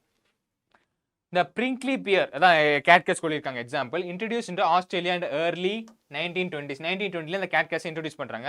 Cost havoc by spreading rapidly into millions of hectares. Millions of hectares வந்து ஸ்ப்ரெட் ஆயிருச்சான் ரேஞ்ச்லேண்ட். ஃபைனலி இன்னும் அது வளர்ந்துகிட்டே போயிட்டு இருக்கு, அடிக்கடிக்க வளர்ந்துகிட்டே போயிட்டு இருக்கு அப்படின்னு கண்டுபிடிச்சாங்க. Finally the invading cactus was brought under control only after the carcass feeding predator, a moth from a natural habitat. எங்கேருந்து இந்த இதை எடுத்துகிட்டு வந்தோம், எங்கேருந்து இந்த கேட்கஸை எடுத்துகிட்டு வந்தாங்களோ அங்கேருந்து ஒரு மாத்தை கொண்டு வந்துட்டு அதை இன்ட்ரடியூஸ் பண்ணதுக்கு அப்புறமா தான் இந்த கேட்கஸை கண்ட்ரோல் பண்ண முடிஞ்சு, அந்த க்ரோத்தை கண்ட்ரோல் பண்ண முடிஞ்சது. Was introduce into a country. அப்போ தான் அது கண்ட்ரோல் ஆயிடுச்சு அப்படின்னாங்க. ஓகேவா? அதான் நான் சொல்கிறேன் பார்த்தீங்களா, ஒரு இதை வந்து நேச்சுரல் பிரிடேட்டர் இல்லைன்னா அது கண்டமேனிக்கு வளர்ந்துடும். அப்போ கண்டமேனிக்கு வளராமல் இருக்கிறதுக்கு அங்கே நேச்சுரல் பிரிடேட்டர் தேவை. வாழ்க்கையில் பிறப்பும் தேவை, இறப்பும் தேவை. ஓகேங்களா? Biological control methods adopted in agricultural pest control are based on the ability of the predator. Predator based பண்ண pest control னு சொல்றாங்க. ஓகேங்களா? To regulate the prey population. Prey population. இந்த ஒரு prey population அவனை கண்ட்ரோல் பண்ணி வச்சுக்கணும். ஓகேவா? நம்ம சாப்பாடை கண்ட்ரோல் பண்ணி வச்சுக்கணும், சிக்கன் பாப்புலேஷனை கண்ட்ரோல் பண்ணி வச்சிருக்கிறது. ஓகேங்களா? Predators also help in maintaining a species diversity in a community. நிறைய ஸ்பீஷிஸ் வந்து டைவர்சிட்டி பண்ண கம்யூனிட்டியில் பில்ட் பண்ணுது. எப்படி? By reducing the intensity of the competition among the competing prey species. Competing prey species அதை ரெடியூஸ் பண்ணிட்டு காம்படிஷனை ரெடியூஸ் பண்ணி விடுது அப்படின்னு அதிகமாக இருந்துச்சுன்னா. In rocky intertidal communities of the American Pacific coast a starfish Pisaster, starfish an important predator. அப்படி important predator இருந்தது. ஓகேவா? in a field experiment when all the starfish was removed and enclosed in the interfacial area. Okay, ஒரு இடத்துல வந்து அந்த starfish மட்டும் remove பண்ணிட்டாங்க. ஓகேங்களா? அது வந்து predator இதை ரிமூவ் பண்ணிட்டாங்க. more than 10 species of invertebrate were extinct. அது ரிமூவ் பண்ணி பார்த்தா அந்த extinct ஆயிடுச்சான். more than 10 species என்ன ஆயிடுச்சு, extinct ஆயிடுச்சு within a year because of the interspecific competition. என்னனால interspecific competition. என்ன சார் சொல்ல வராங்க அப்படின்னா, இப்போ ஸ்டார்ஃபிஷ்னு ஒரு ஸ்டார்ஃபிஷ் இருந்துச்சு. அப்படின்னு ஸ்டார்ஃபிஷ் வந்துட்டு என்ன பண்ணிட்டு இருந்துச்சு, ப்ரிடேட்டரை ஆட் பண்ணி நிறைய ஒரு இதை வந்து தின்னுட்டே வந்துட்டு இருந்துச்சு. ஒரு 10 ஸ்பீஷிஸ் தின்னுட்டே வந்துச்சு. இப்போ அந்த இடத்துல அந்த ஸ்டார்ஃபிஷை மட்டும் எடுத்துட்டாங்க. ஸ்டார்ஃபிஷை மட்டும் எடுத்து பார்த்தோம்னா அந்த ஸ்பீஷிஸ் தின்னுட்டு வந்துச்சு, அதுவும் அழிஞ்சு போயிடுச்சு. இது எப்படி அதே மாதிரி இருக்குது. இப்போது நம்ம மான் என்ன பண்ணுறோம், புலி, சிங்கம் எதுவுமே இல்லாத இடத்துல கொண்டு போய் வைக்கிறோம். வச்ச உடனே என்ன ஆயிடுது, கொஞ்ச நேரத்தில் அந்த மானே செத்து போயிடும், எல்லா மானோட பாப்புலேஷன் செத்து போயிடும். சார் இப்போதான் என்ன சொன்னீங்க, அப்படி இல்லைன்னா அந்த பாப்புலேஷன் க்ரோத் ஆகும்னு சொன்னீங்களா, நல்லா ஃப்ளரிஷாக வளரும் தானே சொன்னீங்க. மானெல்லாம் ஃப்ளரிஷாக வளரும், எப்படி மானெல்லாம் சாகும், மான் அதிகமாக வளரும். மான் அதிகமாக வளரும் ஆகும், மானுக்கு போட்டி வரும். ஓகே, அதாவது பிரேக்கு போட்டி, பேய்க்கும் சண்டை மாதிரி மானுக்குள்ள காம்படிஷன் நடக்கும். ஓகே, ஃபுட் இல்லாமல் கடைசியில் ஒரு காலத்தில் வந்து ஃபுட்டே கிடைக்காது, புல்லே இருக்காது, எல்லா புள்ளி தான் அந்த இடத்துல எல்லா புள்ளையும் சாப்பிட்ருவோம், அப்புறம் மான் செத்துரும். அப்போ மானு அழிஞ்சிடும். அதே மாதிரி தான் இங்கே என்ன இருக்குது, அதே மாதிரி 10 ஸ்பீஷிஸை சாப்பிட்டு இருக்கிற ஸ்டார்ஃபிஷை வந்து அந்த இடத்துல இருந்து எடுத்துட்டாங்க. எடுத்த உடனே அந்த 10 ஸ்பீஷிஸ் அழிஞ்சிருச்சு. ஏன்னா ரொம்ப அமிர்தமும் அதிகமான விஷமாகனு சொல்லுவாங்க பார்த்தீங்கன்னா, அதிக அளவில் வந்துட்டு க்ரோ ஆகி உள்ளுக்குள்ள காம்படிஷன் ஆகி ஃபுட் ரிசோர்ஸ் இல்லாமல் பசி பட்டினி வந்து செத்து போயிருச்சு அப்படின்னு சொல்கிறாங்க. ஓகேவா? ஸோ அப்போ ப்ரேவும் கண்ட்ரோலில் இருக்கிறது ரொம்ப ரொம்ப முக்கியம், ஒரு ஸ்பீஷிஸ் வந்து உயிரோட மெயின்டைன் ஆகி போகிறதுக்கு அப்படின்றாங்க. ஓகேவா? இப்போ predator is too efficient and over exploited. இப்போ இது ஒரு கான்செப்ட். இதே predator அதிகமாக இருந்து, ஓகே 10 சிங்கம் இருக்கு, ஒரு 2-3 மானு தான் இருந்துச்சுன்னா என்ன ஆயிரும், அப்போ அந்த மான் அழிஞ்சு போயிடும். 2 கான்செப்ட் சொல்றாங்க. ஒன்று ப்ரே அதிகமாக இருந்தால் கூட அந்த ப்ரே செத்து போயிடும், predator அதிகமாக இருந்தாலும் ப்ரேவும் செத்துரும், predatorனும் செத்துரும். ஏன்னா மானை மட்டும் சாப்பிடுற சிங்கம் வந்துட்டு மானெல்லாம் செத்து போயிடுச்சுன்னா என்ன ஆகும், சிங்கமும் செத்துரும். ஓகேங்களா? அதை பேஸ் பண்ணி தான் சொல்றாங்க. Too efficient of over exploiter of prey, then the prey might become extinct. Prey ஆயிரும், extinct ஆயிரும். And following it the predator will also become extinct. ஏன்னா அது சாப்பாடு இல்லை, அதோட சாப்பாடான ப்ரே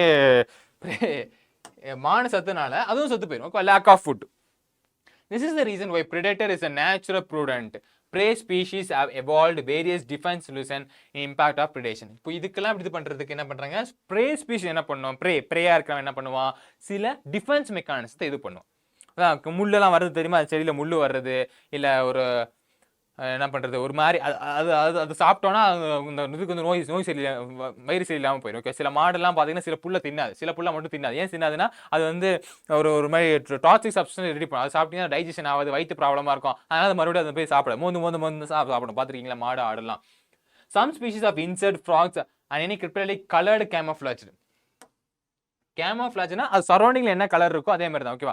இந்த பச்சோஞ்சனா சொல்லும் போது அதே மாதிரி கலர் மாறுறது இல்லை, பட் அதே கலர்ல அதே எப்படி பேஸ் பண்ணி இருக்கிறது. இப்போ கிளியெல்லாம் அந்த மரத்தில் இருக்கிறதுனால கிளி பச்சை கலர் இருக்கிறதுனால மேலேருந்து பறக்கிற பிரெடேட்டருக்கு எதுவுமே தெரியாது. ஓகேங்களா? அதே மாதிரி தரையோட மண்ணா இருக்கிற சில இன்செக்டால தான் மேலேருந்து பறக்கிறதுக்கு கண்ணு தெரியாது அப்படின்னு பார்ப்போம். To all be detected easily by the predator. ஈஸியாக டிடெக்ட் பண்ண முடியாதுன்னா ரொம்ப நாள் உயிர் வாழலாம். Some are the poisonous. இது ஒரு ஒன்ஸ் ஆஃப் டிஃபென்ஸ் மெக்கானிசம். அடுத்து என்னது? Some are poisonous and therefore avoided by the predator. சில வந்து பாய்சனாக இருக்கும். அது ஐயோப்பா அவனை ஒரு வாடி தெரியாமல் சாப்பிட்டேன்டா, வயிற்று போக்க நிற்கலடா அப்படின்னு சொல்லுவாங்க. பார்த்தீங்கன்னா அந்த மாதிரி பாய்சனாக இருக்கும். ஓகேவா?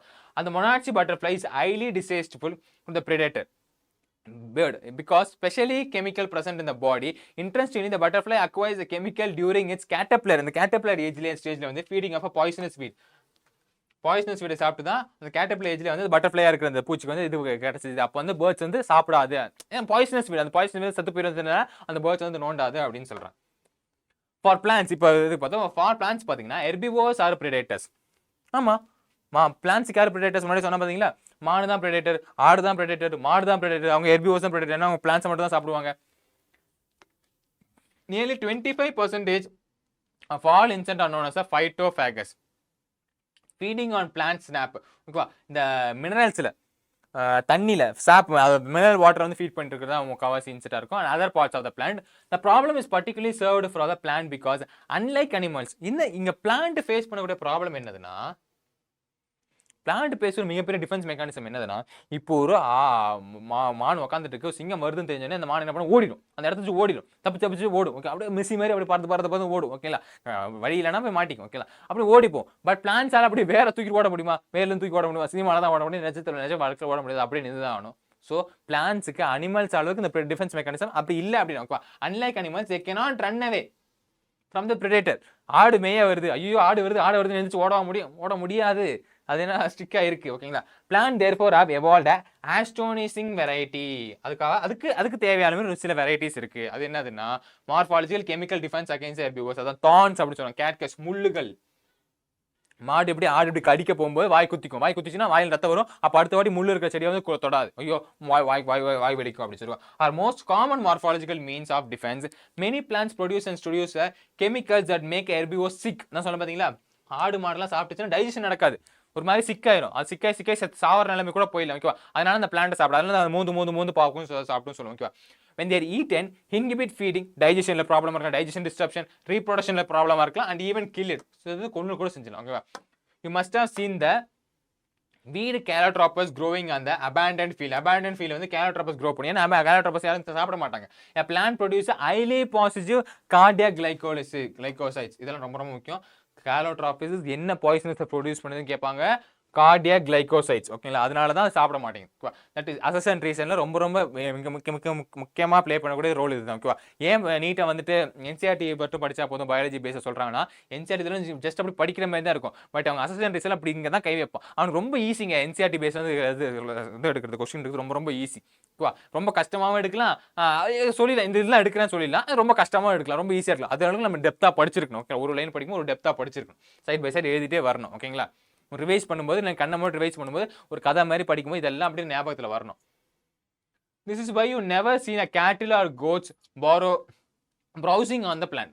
மேயறதை நீங்கள் பார்க்க முடியும். ஏன் அதில் கார்டியாக் கிளைகோசைட்ஸ் ப்ரெசென்ட் ஆயிருக்கு அப்படின்னு. எதில்? கேலோட்ராபிக்ஸில். ஓகே, என்னது என்ன பண்ணுது? பாய்சனஸை ப்ரொடியூஸ் பண்ணுது.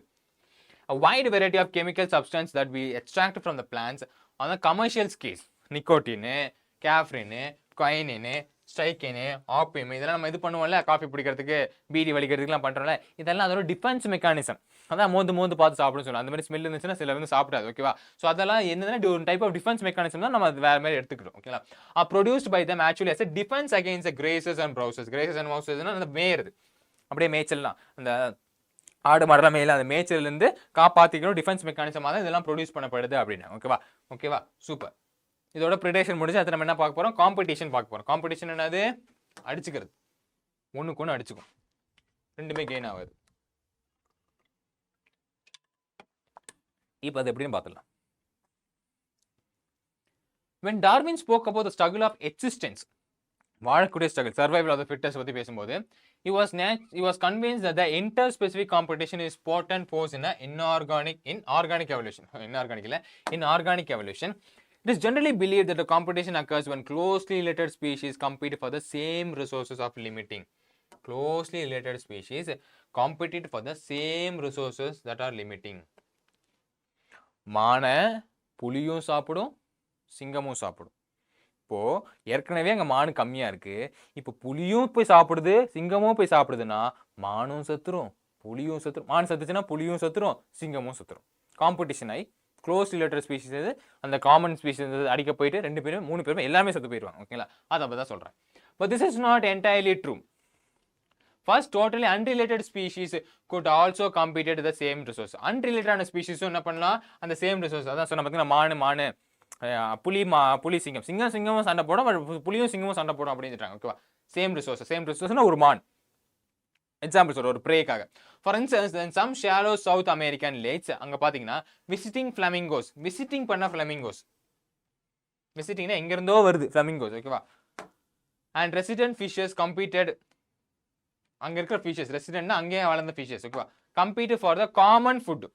என்ன பண்ணுது, காமன் ஃபுட்டான ஜூ பிளாங்க்டானை கம்ப்ளீட் பண்ணுது இந்த லேக். ஜூ பிளாங்க்டான் வந்துட்டு அந்த லேக்ல வளருது. அந்த ஜூ பிளாங்க்டானை யார் சாப்பிடுவா, இந்த ரெசிடென்ட் ஃபிஷ். அங்கிருந்து வந்த ஃபிஷ்ஷும் சாப்பிடுமா, எங்கிருந்தோ வரக்கூடிய இந்த ஃபிளமிங்கோஸும் சாப்பிடுது. ஓகேங்களா, ஸோ இது ரெண்டும் கம்ப்ளீட் பண்ணுதுன்னு அர்த்தம். ஓகே, அதை நான் சொன்ன பார்த்தீங்களா, ஒரு மானை வந்து ஒரு சிங்கமும் சாப்பிட்றான், ஒரு புலியும் சாப்பிட்றான், அந்த பேஸ் பண்ணி படிச்சோம். ஓகேவா, அப்போ எங்கிருந்தோ வந்த ஒரு ஃபிளமிங்கோவும் சாப்பிடுது, அங்கே வளர்ந்தக்கூடிய இந்த ஃபிஷ்ஷும் வந்து ஜூ பிளாங்க்டன் சாப்பிட்டு இருக்கு. அப்போ ஜூ பிளாங்க்டன் கம்மியாக ஆரம்பிக்குது, அதனால இந்த இவங்க 2 பேருக்கும் ஃபுட்டும் அஃபெக்ட் ஆகுது. ஓகேங்களா. Secondly, resources need not be limiting for the competition to occur. ஓகேவா, காம்படிஷன் அக்கறது அது ரிசோர்ஸஸ் லிமிட்டாக தான் இருக்கணும்னு அர்த்தம் இல்லை, கம்மியாக தான் மான் இருக்கணும்னு அர்த்தம் இல்லை. ஓகேவா, இந்த interference competition feeding efficiency of one species might be reduced due to the interfering and inhibitory presence of the other species present இருக்காங்க. இதோட ஸ்பீஷோட இன்ஹிபிலிட்டி எஃபிஷியன்சி வந்துட்டு கம்மியாகிறதுக்கு சான்சஸ் இருக்கு அப்படின்றாங்க. Even if resources of food are abundant, therefore the competition is best defined as the process in which fitness is one species measured in terms of R. That is term R. Intrinsic rate of increase is significantly lower than the pressure of another species. R வந்து ஒரு species அந்த species அதிகமாக இருக்கும். In case lower கேஸாக இருந்தாலும் கூட, it is relatively easy to demonstrate in laboratory. அது எப்படி ஈஸி எப்படி சொல்றாங்க அப்படின்னா, இது வந்து எப்படி எக்ஸ்பிளைன் பண்றாங்க அப்படின்னா, Gauss and other experimental ecologists did, when resources are limited for the completely superior species will eventually eliminate the other species. Resources limited the completely superior species, இன்னொரு species eliminate பண்ணிடுது. But evidence for such competition illusion occurring in a nature is not availably conclusive. It is not always conclusive. Strong and persuasive circumstances evidence does not exist. However, in some cases, the Abingdon tortoise, இங்க என்ன சொல்ல வராங்க, Abingdon tortoise of Galapagos Island between extinct with decades after goat were introduced into the island. இப்போ ஒரு tortoise ஒரு ஐலாண்ட்ல இருக்கு. இங்க என்ன சொல்ல, இதுல இருந்து என்ன எக்ஸ்பெரிமெண்ட் என்ன சொல்ல வராங்க அப்படின்றது ஒரு இந்த எக்ஸ்பெரிமெண்ட்ல சூப்பரா சொல்லியிருப்பாங்க. டார்டாய்ஸ் வந்து ரொம்ப வருஷமா, ஆமை வந்து டார்டாய்ஸ் வந்து ரொம்ப வருஷமா அதில் வாழ்ந்துட்டு இருக்கு, ரொம்ப வருஷமா ஒரு ஐலாண்ட்ல வாழ்ந்துட்டு இருக்கு. ஆமை என்ன சாப்பிடும், செடி புல்லு தான் சாப்பிடுவா. அந்த ஆமை வந்துட்டு செத்து போயிருச்சான், அந்த ஆமையோட இனமே அழிஞ்சு போச்சான். எப்போ, ஒரு வருஷத்துல, எந்த ஒரு வருஷத்துல, கோட் அந்த மாடுகளை ஆடை வந்து இன்ட்ரடியூஸ் பண்ண ஒரு வருஷத்துலயே ஆமையோட இனமே அழிஞ்சு போச்சான். ஏன்னா ஆமை மெதுவா போய் போய் போய் போய் ஒரு பிளான்டா சாப்பிடும். ஆனா கோட் அப்படியா, ஆடு அப்படியே இல்லை, அது கொஞ்சம் ஸ்பீடா நடந்து போயிட்டு எல்லாத்தையும் சாப்பிட்டே இருக்கும். இப்போ ஆமை போய் அந்த செடியை சாப்பிட்றதுக்கு முன்னாடியே கோட்டு போய் சாப்பிட்டுருக்கோம். அப்போ அங்கே ஒரு செடியை பார்க்கும், அப்போ அங்கே மறுபடியும் நடந்து போகிறதுக்கு மறுபடியும் அந்த ஆடு ரெஸ்ட் எடுத்து, அந்த முயல் ஆமை கதை இருக்கும் பார்த்தீங்களா, முயல் வந்து ரெஸ்ட் எடுத்து ஜெயிக்கும். பட்டது கடைசியில் ஆமை தான் ஜெயிக்கும். பட் இந்த ரியாலிட்டியில் ஆமை தோத்துருச்சு. ஓகேங்களா, ஸோ அதில் வந்து என்னது, ஆடு போய் சாப்பிட்டு இதுக்கு ஃபுட் இல்லை, இந்த டார்டாய்ஸ்க்கு ஃபுட் இல்லாமல் டார்டாய்ஸ் அழிஞ்சே போயிடுச்சுன்னு. ஓகேவா, இதான் காம்படிஷன் பேஸ் பண்ணி வருது. ஒரு இதில் இப்படி காம்படிஷன் பேஸ் பண்ணி வந்து இது அழிஞ்சு போகுது அப்படின்னா, அப்போ என்ன ஆகுது, அந்த பிளான்ட் ஸ்பீஷிஸும் அழிஞ்சு போகுது, இந்த டார்டாய்ஸும் அழிஞ்சு போச்சு, இன்டெரக்டாக அழியுது அப்படின்னா. Apparently, due to the greater browsing efficiency of goats, another evidence for occurrence of competition in nature comes from what is called as a competitive release. என்னது, a species whose distribution is restricted to the small geographical area. ஓகேங்களா, because of the presence of the competitive superior species. ஒரு இடத்துல மட்டுமே, இப்போ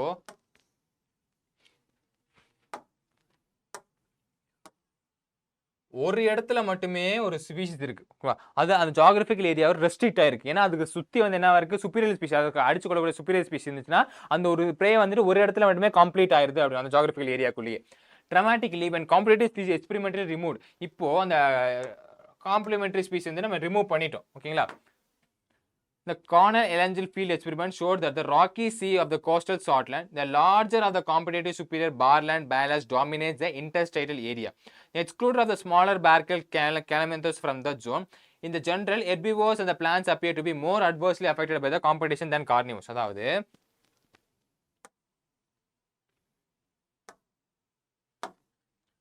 சுப்பீரியரான பேர் and balance வந்து dominate பண்ணிட்டு இருந்துச்சு அந்த industrial area. Okay, industrial area அதை டாமினேட் பண்ணிச்சு.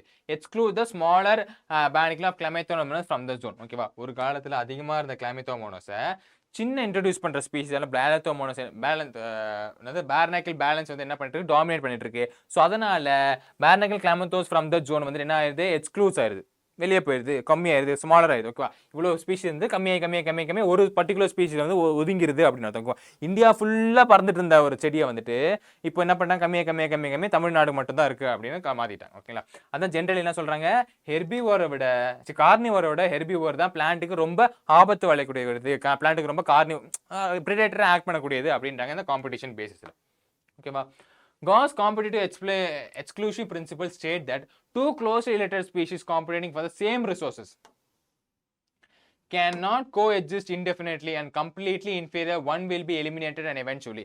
ரெண்டு ஸ்பீஷிஸுமே ரெண்டு டிஃப்ரெண்ட் ஸ்பீஷிஸ் வந்து ஒரு காமன் ஸ்பீஷிஸ்க்கு வந்து போட்டு இருந்துச்சுன்னா, ரெண்டு சிங்கமும் புலியும் ஒரு மானுக்கு போட்டு இருந்துச்சுன்னா எவென்ச்சுவலி எக்ஸ்டிங்க்ட் ஆகிறதுக்கு சான்சஸ் இருக்கு அப்படின்றாங்க. This may be true if resources of limiting. இப்போ இது ட்ரூவா இருக்கும், ரிசோர்ஸ் லிமிட்டா இருந்துச்சுன்னா, பட் நாட் அதர்வைஸ். ஓகேவா? இப்போ மானு கம்மியா இருந்துச்சுன்னா இது உண்மைதான். ஓகே, நீ சொன்னது உண்மைதான்ப்பா, மானு கம்மியா இருக்கு, அப்போ சிங்கமும் அட்டாக் பண்ணும், புலியும் அட்டாக் பண்ணும், அப்போ மானு செத்துரும், அப்போ மானு செத்துறோம், புலியும் செத்துரும், சிங்கமும் செத்துரும் அப்படின்னு சொல்லலாம். பட் ரிசோர்சஸ் மான எக்கச்சக்கமா இருந்துச்சுன்னா இது நடக்காது இல்ல. காலையில போய் யாரும் வேட்டையாடுவா, காலையில போய் ஒருத்தன் வேட்டையாடுவான், நைட்டு போய் ஒருத்தன் வேட்டையாடுவான். அவனும் என்ன பண்றான், ரீப்ரொடியூஷன் பண்ணிட்டு அவன் வந்துட்டு மத்தியானம் போயிட்டு என்ன பண்றான், பிளான்ட் எல்லாம் சாப்பிட்டு அவன் ரீப்ரொடியூஸ் பண்ணி அவன் குட்டி போட்டுருப்பான். ஓகேவா? அப்போ மூணுமே அதான போயிட்டு இருக்கு. ஓகேவா? அந்த பேஸ் பண்ண சொல்றேன். More recent studies do not support such gross generalization about competition. While they do not rule out the occurrence of interspecific competition in nature, they point out that species facing a competition might evolve one mechanism that promote a coexistence rather than other exclusion. One such mechanism தான் என்ன சொல்றாங்க, is resource partitioning. பிரிச்சு கொடுக்குறது, பிரிச்சு பண்ணு. Okay, சிங்கமும் புலியும் போய் பேசுங்க, ரொம்ப சண்டையா இருக்குப்பா, ரொம்ப சண்டையா இருக்கு, என்ன பண்றதுன்னு தெரியல அப்படின்னு சொல்லி சிங்கத்தை காட்டோட ராஜா சிங்கம் தானா, சரி காட்டோட ராஜாக்கெல்லாம் காட்சியில கிட்ட போய் பேசிட்டு இருக்கு. யாரு, சிங்கமும் புலியும் போயிட்டு காட்சியில கிட்ட போயிட்டு இருக்கு. பார் இவனும் நான் போற இடத்துல இவனும் வந்துட்டு இருக்கான் அப்படின்னு சொல்லி பேசிட்டு இருக்கு. அப்போ காட்சியில என்ன பண்ணுதுன்னா, ஓகே நீ சிங்கம் வந்து காலையில போய் வேட்டையாடு, நீ புலியா நீ நைட்டு போய் வேட்டையாடு, நீ ஹெர்பிவோரா நீ மானா நீ வந்துட்டு மதியான நேரத்துல போய் இந்த பிளான்ட் எல்லாம் வேட்டையாடு. அப்போ 3 பேருமே 3 ஃபுட்டு கிடைச்சிடும். அப்போ யாரும் அழிய வேணாம் அப்படின்னு அதான் பார்ட்டிஷன் பண்ணி கொடுத்தது, ரிசோர்ஸ் பார்ட்டிஷன் பண்றது. Okay, if two species compete for the same resources, they could avoid competition by choosing, for instance, different times of feed. நைட்ல சாப்பிடலாம், காலைல சாப்பிடலாம், அந்த மாதிரி different times of feed, different foraging patterns. அதை பத்தி சொல்றேன். MacArthur shows 5 closely related species of warblers living on the same tree were able to avoid competition. 5 species same treeல வந்து avoid competition. ஒரு இடத்துல போய் ஒரு நேரத்துல ஒரு போய் ஃபீட் பண்ணி, அப்போ காம்படிஷன் வராது. and coexisting due to the behavioral difference in the foraging activities. இப்போ இந்த மாதிரி பண்ணீங்கன்னா, காட்சிலா சொன்ன மாதிரி பண்ணீங்கன்னா யாருக்கும் எந்த ஆபத்து இல்லாம போயிட்டு வரலாம் அப்படின்னு சொல்லிட்டு சொல்றாங்க. ஓகே, அதை பேஸ் பண்ணி யார் சொல்லியிருக்காரு, மேக்கார்த்தர் வந்து ஒரு இது பண்ணியிருக்காரு, எக்ஸ்பெரிமெண்ட் பண்ணியிருக்காரு. எதில் பண்ணியிருக்காரு, 5 க்ளோஸ் ரிலேட்டட் ஸ்பீஷான வேப்ரல்ஸ் வந்து லிவிங் ஸ்பீஷ் வந்து எக்ஸ்பெரிமெண்ட் பண்ணியிருக்காரு. ஓகேங்களா? அடுத்து என்னதுன்னா பாராசைட்டிசம். இந்த பாராசைட்டிசமும் ஒரே மாதிரி பிரிடேஷன் மாதிரி தான். ஓகேங்களா? ஒன்று கெயின் ஆகும், ஒன்று லூஸ் ஆகும். அதாவது பாராசைட்டிசம் பார்த்தீங்கன்னா ஓஸ்ட்டுக்கு லூஸ் ஆகும். ஓகேவா? பாராசைட்ஸ் என்ன இருக்கு, பாக்டீரியா, வைரஸ், இதெல்லாம் கெயின் ஆகும். நமக்கு நோய் வர்றது, நம்மளை அழிச்சிட்டு அது கெயின் பண்ணி அது லைஃப் சைக்கிள் ரீப்ரொடியூஸ் பண்ணிட்டு போயிட்டு இருக்கும். அதான் என்ன சொல்லலாம், பாராசைட்டிசம் அப்படின்னு சொல்லுவோம். Considering the parasitic mode of life ensure free lodging and meals. Okay, இங்கே ஃப்ரீ லாட்ஜிங் கூட இருக்கு, மீல்ஸ் மட்டும் இல்லை, தங்கிக்கலாம், நம்ம உடம்புல வந்து தங்கிக்கும். அத்தையெல்லாம் பார்த்தீங்கன்னா என்ன பண்ணும், காலில் வந்து ஒட்டிக்கும், ரத்தத்தை உறிஞ்சிட்டு போயிடும். ஓகேவா? அதுக்கு வந்து ஒன்றுமே பண்ண வேணாம், ரத்தத்தை சூப்பராக ஒழிஞ்சு போயிடும். ஓகே, அதே மாதிரி இன்டெஸ்டினில் வயிற்றுக்குள்ளே இருக்க புழுவில் என்ன பண்ணும், ஏற்கனவே நம்ம ஃபுட்டை டைஜஸ்ட் பண்ணி தான் உள்ள அனுப்பியிருப்போம். அது எதுவுமே பண்ண வேணாம், ரத்தத்தை மட்டும் குடிச்சு வர ஃபுட்டெல்லாம் ஜஸ்ட் சாப்பிட்டா மட்டும் போதும், வேறு ஒன்றுமே பண்ண வேணாம். உள்ள இருக்க இடமும் இருக்குது, ஃபுட்டும் இருக்குது, சோறும் போட்டு இடத்தையும் போட்டு கொடுத்துட்டா என்ன பண்ண முடியும் அப்படின்னு சொல்லுவாங்க. அந்த பேஸில் பேராசைட்டம் வந்துட்டு அவனுக்கு என்ன ஃப்ரீ லாஜிங், அவன் ஃப்ரீயாகவும் இருக்கவும் செய்யலாம், சாப்பாடும் ஃப்ரீயாக கிடச்சிது. ஓகே, நம்ம ஃபுட்லாம் எடுத்து அவன் சாப்பிட்டுருவோம். It not surprising that parasitism has evolved so many taxonomical group from plants to the higher vertebrates. ஏன் சர்ப்ரைசிங் இல்லை, ஏன்னா வந்து ஒரு வேலை செய்ய மாட்டேன், அவன் எங்கே போனால் போட்டிங்கன்னா அங்கே போய் சூப்பராக வளர்ந்துடுறான்ல. Many parasitism has evolved to be a host specific. நான் மனுஷனை மட்டும் தான் அழிப்பேன், நான் பிளான்ட்டை மட்டும் தான் அழிப்பேன்னு சில ஹோஸ்ட் ஸ்பெசிஃபிக் பேராசிட்டிசம் இருக்கு. Can parasites only to the single species, அந்த ஹோஸ்ட்டுக்கு மட்டும் தான் அது பேராசிட்டிசமாக இருக்கும். புரியுதா? அந்த ஹோஸ்ட்டுக்கு மட்டும் தான் எதிரியா இருக்கும், மிச்சதுக்கெல்லாம் இருக்காது. ஓகேவா? அந்த சிங்கிள் ஸ்பீசிஸ் மட்டும் தான் இருக்கும். In such a way both the host and the parasite tend to co-evolve. என்ன பண்ணுது, ரெண்டுமே எவால்வ் ஆகுது. ஓகேங்களா? பேராசைட்டும் ஹோஸ்ட்டும். அப்போ ஹோஸ்ட்டை கம்மி பண்ணி இது ரெண்டும் எவால்வ் ஆகும்போது பேராசைட்டும் இன்னும் கொஞ்சம் க்ரோ ஆகுது. That if the host evolves special mechanism for rejecting and resisting of the parasite has evolved mechanism to counteract and neutralize. இப்போ கொரோனா வைரஸ்ல நமக்கு வந்துச்சு. எப்படி வந்துச்சு? கொரோனா வைரஸ் ஃபர்ஸ்ட் ஸ்ட்ரெயின் ஒன்று வந்துச்சு. ஃபர்ஸ்ட் ஸ்ட்ரெயின் வந்து நம்ம என்ன பண்ணோம், எங்கேயும் வெளியே போகாம கொரோனா வைரஸ் தப்பிச்சிடும். அதுக்கப்புறமா கொரோனா வைரஸ் செகண்ட் ஸ்ட்ரெயின் வந்துச்சு. செகண்ட் ஸ்ட்ரெயின் நம்ம என்ன பண்ணோம், நம்ம ஊசி போட்டதுக்கு அப்புறமா மறுபடியும் ஒரு ஸ்ட்ரெயின் வந்துச்சு. அதாவது நம்ம ஒரு வாட்டியும் இந்த கொரோனா வைரஸ் அழிக்கும் போது அது இன்னும் ஸ்ட்ராங்கா மறுபடியும் ரீபிரத் பண்ணிட்டு வந்துட்டே இருக்கு. அதான் நம்ம என்ன சொல்றோம், for rejecting and resisting ஆக நம்ம ஹோஸ்ட் பண்ற விஷயம் வந்து என்ன பண்ணுது, அந்த பாராசைட்டம் வந்து கவுண்டர் பண்ணுது. மரியா என்னைக்கே வா நான் கவுண்டர் கொடுத்தோம்டா அப்படின்னு இன்னொரு காமெடிக்கு நான் கவுண்டர் கொடுத்தோம்னு சொல்லிட்டு பாராசைட்டம் என்ன பண்ணுது, ஒரு டிசீஸ் என்ன பண்ணுது, கவுண்டர் பண்ணுது அப்படின்னு அர்த்தம். ஓகேவா? கவுண்டர் அது என்ன பண்ணுது, கவுண்டர் பண்ணி நியூட்ரலைஸ் பண்ணுது. ஓகேங்களா? அந்த வேரியன்ட் மாறிடுது. ஃபார் எக்ஸாம்பிள் கொரோனா வைரஸ்ல வர டிஃபரெண்ட் வேரியன்ட்ஸ். ஓகே, ஒன்று மெச்சமா வந்துட்டு இருக்குது. Them in order to successful with the same host species. அப்போ என்ன பண்ணோம், அந்த சேம் host species அதை அடிச்சு பிடிச்சி நம்ம ஜாலியாக வாழ்ந்துட்டு இருக்கோம். ஓகேவா? In accordance with their lifestyles, parasites evolved special adaptations such as loss of unnecessary sense organ, presence of adhesions. அதாவது unnecessary sense organ தேவையில்லை. அதுக்கு என்ன தேவை, பழு தேவையா, ஏன்னா அடிச்சு சாப்பிடக்கூடாது இல்லை. நம்ம என்ன சாப்பிட்றோம், சப்போஸ் நம்ம இன்டெஸ்டினில் ஒரு புழு இருக்குன்னு வச்சுக்கோங்க, நம்ம சாப்பிட்ற சாப்பாடு தான் அதுவும் சாப்பிட போகுது.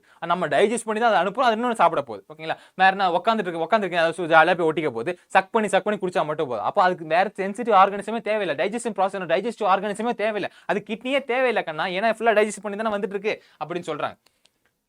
adhesion organism suckers to cleanse the host. Suckers மட்டும் இருந்தால் போதும், பிளட்டை உறிஞ்சுக்கும், இந்த நத்தை எல்லாம் பார்த்துக்கலாம்.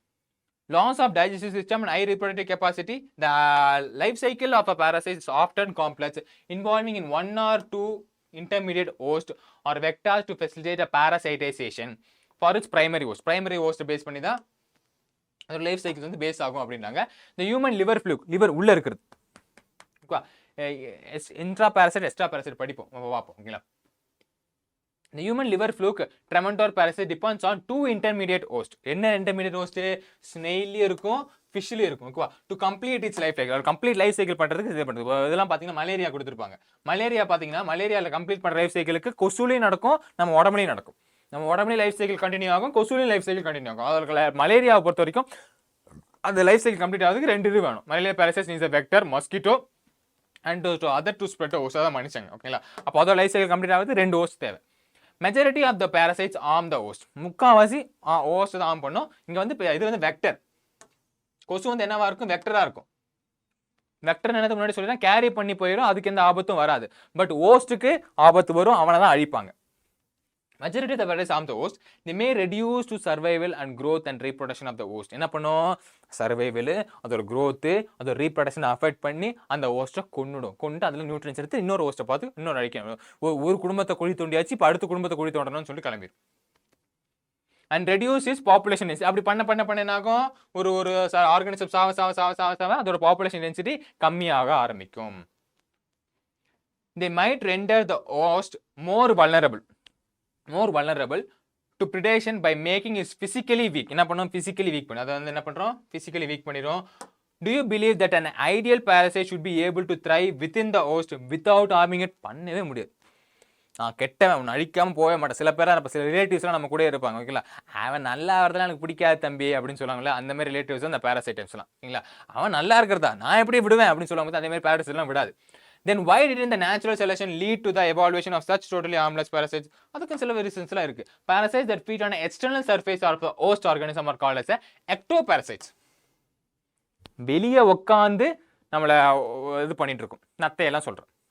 நத்தை இல்லை, என்ன சொன்னோம்? அட்டைன்னு சொல்லுவோம். ஓகேங்களா? டக்குன்னு பேர் வரல. ஓகேங்களா? அது நம்ம ectopteryx வெளிப்புறமா இருக்குது. வெளிப்புறமா நம்ம ectopteryx சொல்லுவோம். The most familiar example of the groups are lice and human ticks and dogs. ஓகேவா? lice on humans. அதுக்கு தமிழ்ல ஏதோ பேர் சொல்லுவாங்க, டக்குன்னு வர மாட்டேங்குது. ஓகேவா? ticks on dogs. இந்த இதெல்லாம் சொல்லுவாங்களே, பேனு மாதிரி இருக்கும். இந்த ஒரு மாதிரி பேர்லாம் சொல்லுவாங்க. Many marine fishes are infested with ectoparasite copepods. ectoparasite copepods இருக்கும். அதான் கஸ்கூட்டா.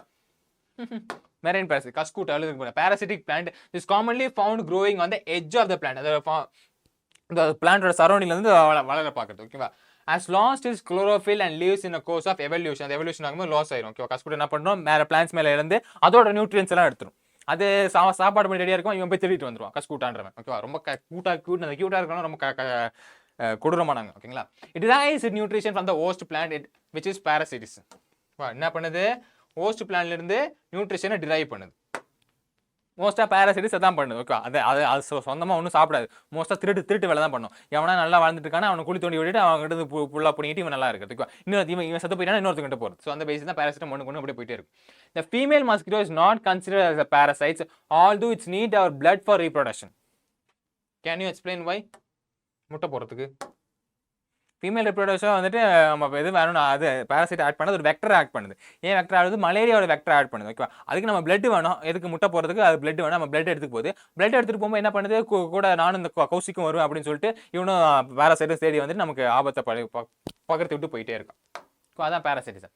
இன் கான்ட்ராஸ்ட் ஆஃப் எக்டோபாரசைட், எண்டோபாரசைட்ஸ் என்ன இருக்கும், உள்ளே இருக்கும். Are those that live inside the host. அதான் நம்ம என்ன சொல்கிறோம், லிவர், கிட்னி, லங்ஸ் எல்லாம் வாழும் தெரியுமா, அந்த லிவர் ஃப்ளூக்கு அப்படிலாம் படிப்போம். The life cycles of ectoparasites are more complex because of their extreme specialization. அது ரொம்ப ஸ்பெஷலைசேஷனாக இருக்கும், அது ரொம்ப காம்ப்ளெக்ஸாக இருக்கும். ஓகேவா? Their morphological and anatomically feature are greatly simplified which emphasizing the reproductive potential. அதுக்கு reproductive potential மட்டும் இருந்தால் போதும். ஏன்னா உள்ளுக்குள்ளே தான் வாழுது. நம்மளோட சொன்ன பார்த்தீங்களா, இப்போ நம்ம வயிற்றுக்குள்ள இன்டெஸ்டைனில் வாழ்ற வயிற்றுக்குள்ள புழு இருக்குன்னா அந்த புழுக்கு ஃபுட்டு நம்மளே கொடுத்துருவோம். எப்படி கொடுத்துரும், டைஜஸ்ட் பண்ணி கொடுத்துருவோம். எல்லாத்தையும் நம்ம இது பண்ணி கொடுத்துரும். அப்போ அந்த ஒன்றுமே தேவையில்லை, அது ரீப்ரொடக்ஷன் மட்டும் பண்ணால் போதும். அதோட லைஃப் சைக்கிள் மட்டும் பண்ணால் போதும், வேறு எதுவுமே தேவையில்லை. ஓகேங்களா? அது ரொம்ப கிரேட்லி சிம்பிளிஃபைடாக இருக்குமா. Brood parasitism in birds is a fascinating example of a parasitism in which the parasites birds lay on its egg. Brood parasitism na இந்த காக்கா வந்து என்ன பண்ணும், குயிலோட இதில் போய் முட்டை போட்டு வச்சிரும். ஏன்னா காக்கா முட்டையும் குயில் முட்டையும் பார்க்கறது ஒரே மாதிரி இருக்கிறதுனால இதுக்கு ரீப்ரொடக்ஷன் பண்ணிட்டு முட்டையை மட்டும் போயிட்டு காக்கா இதில் போட்டு வச்சிரும். காக்கா என்ன பண்ணும், அது தன்னோட குட்டியை நினைச்சிட்டு அதையும் வளர்க்கும். ஓகேங்களா? இதை என்ன சொல்லுவோம், ப்ரூட் parasitism அப்படின்னு சொல்லுவோம். இது ஒரு டைப் ஆஃப் parasitism. ஓகேவா?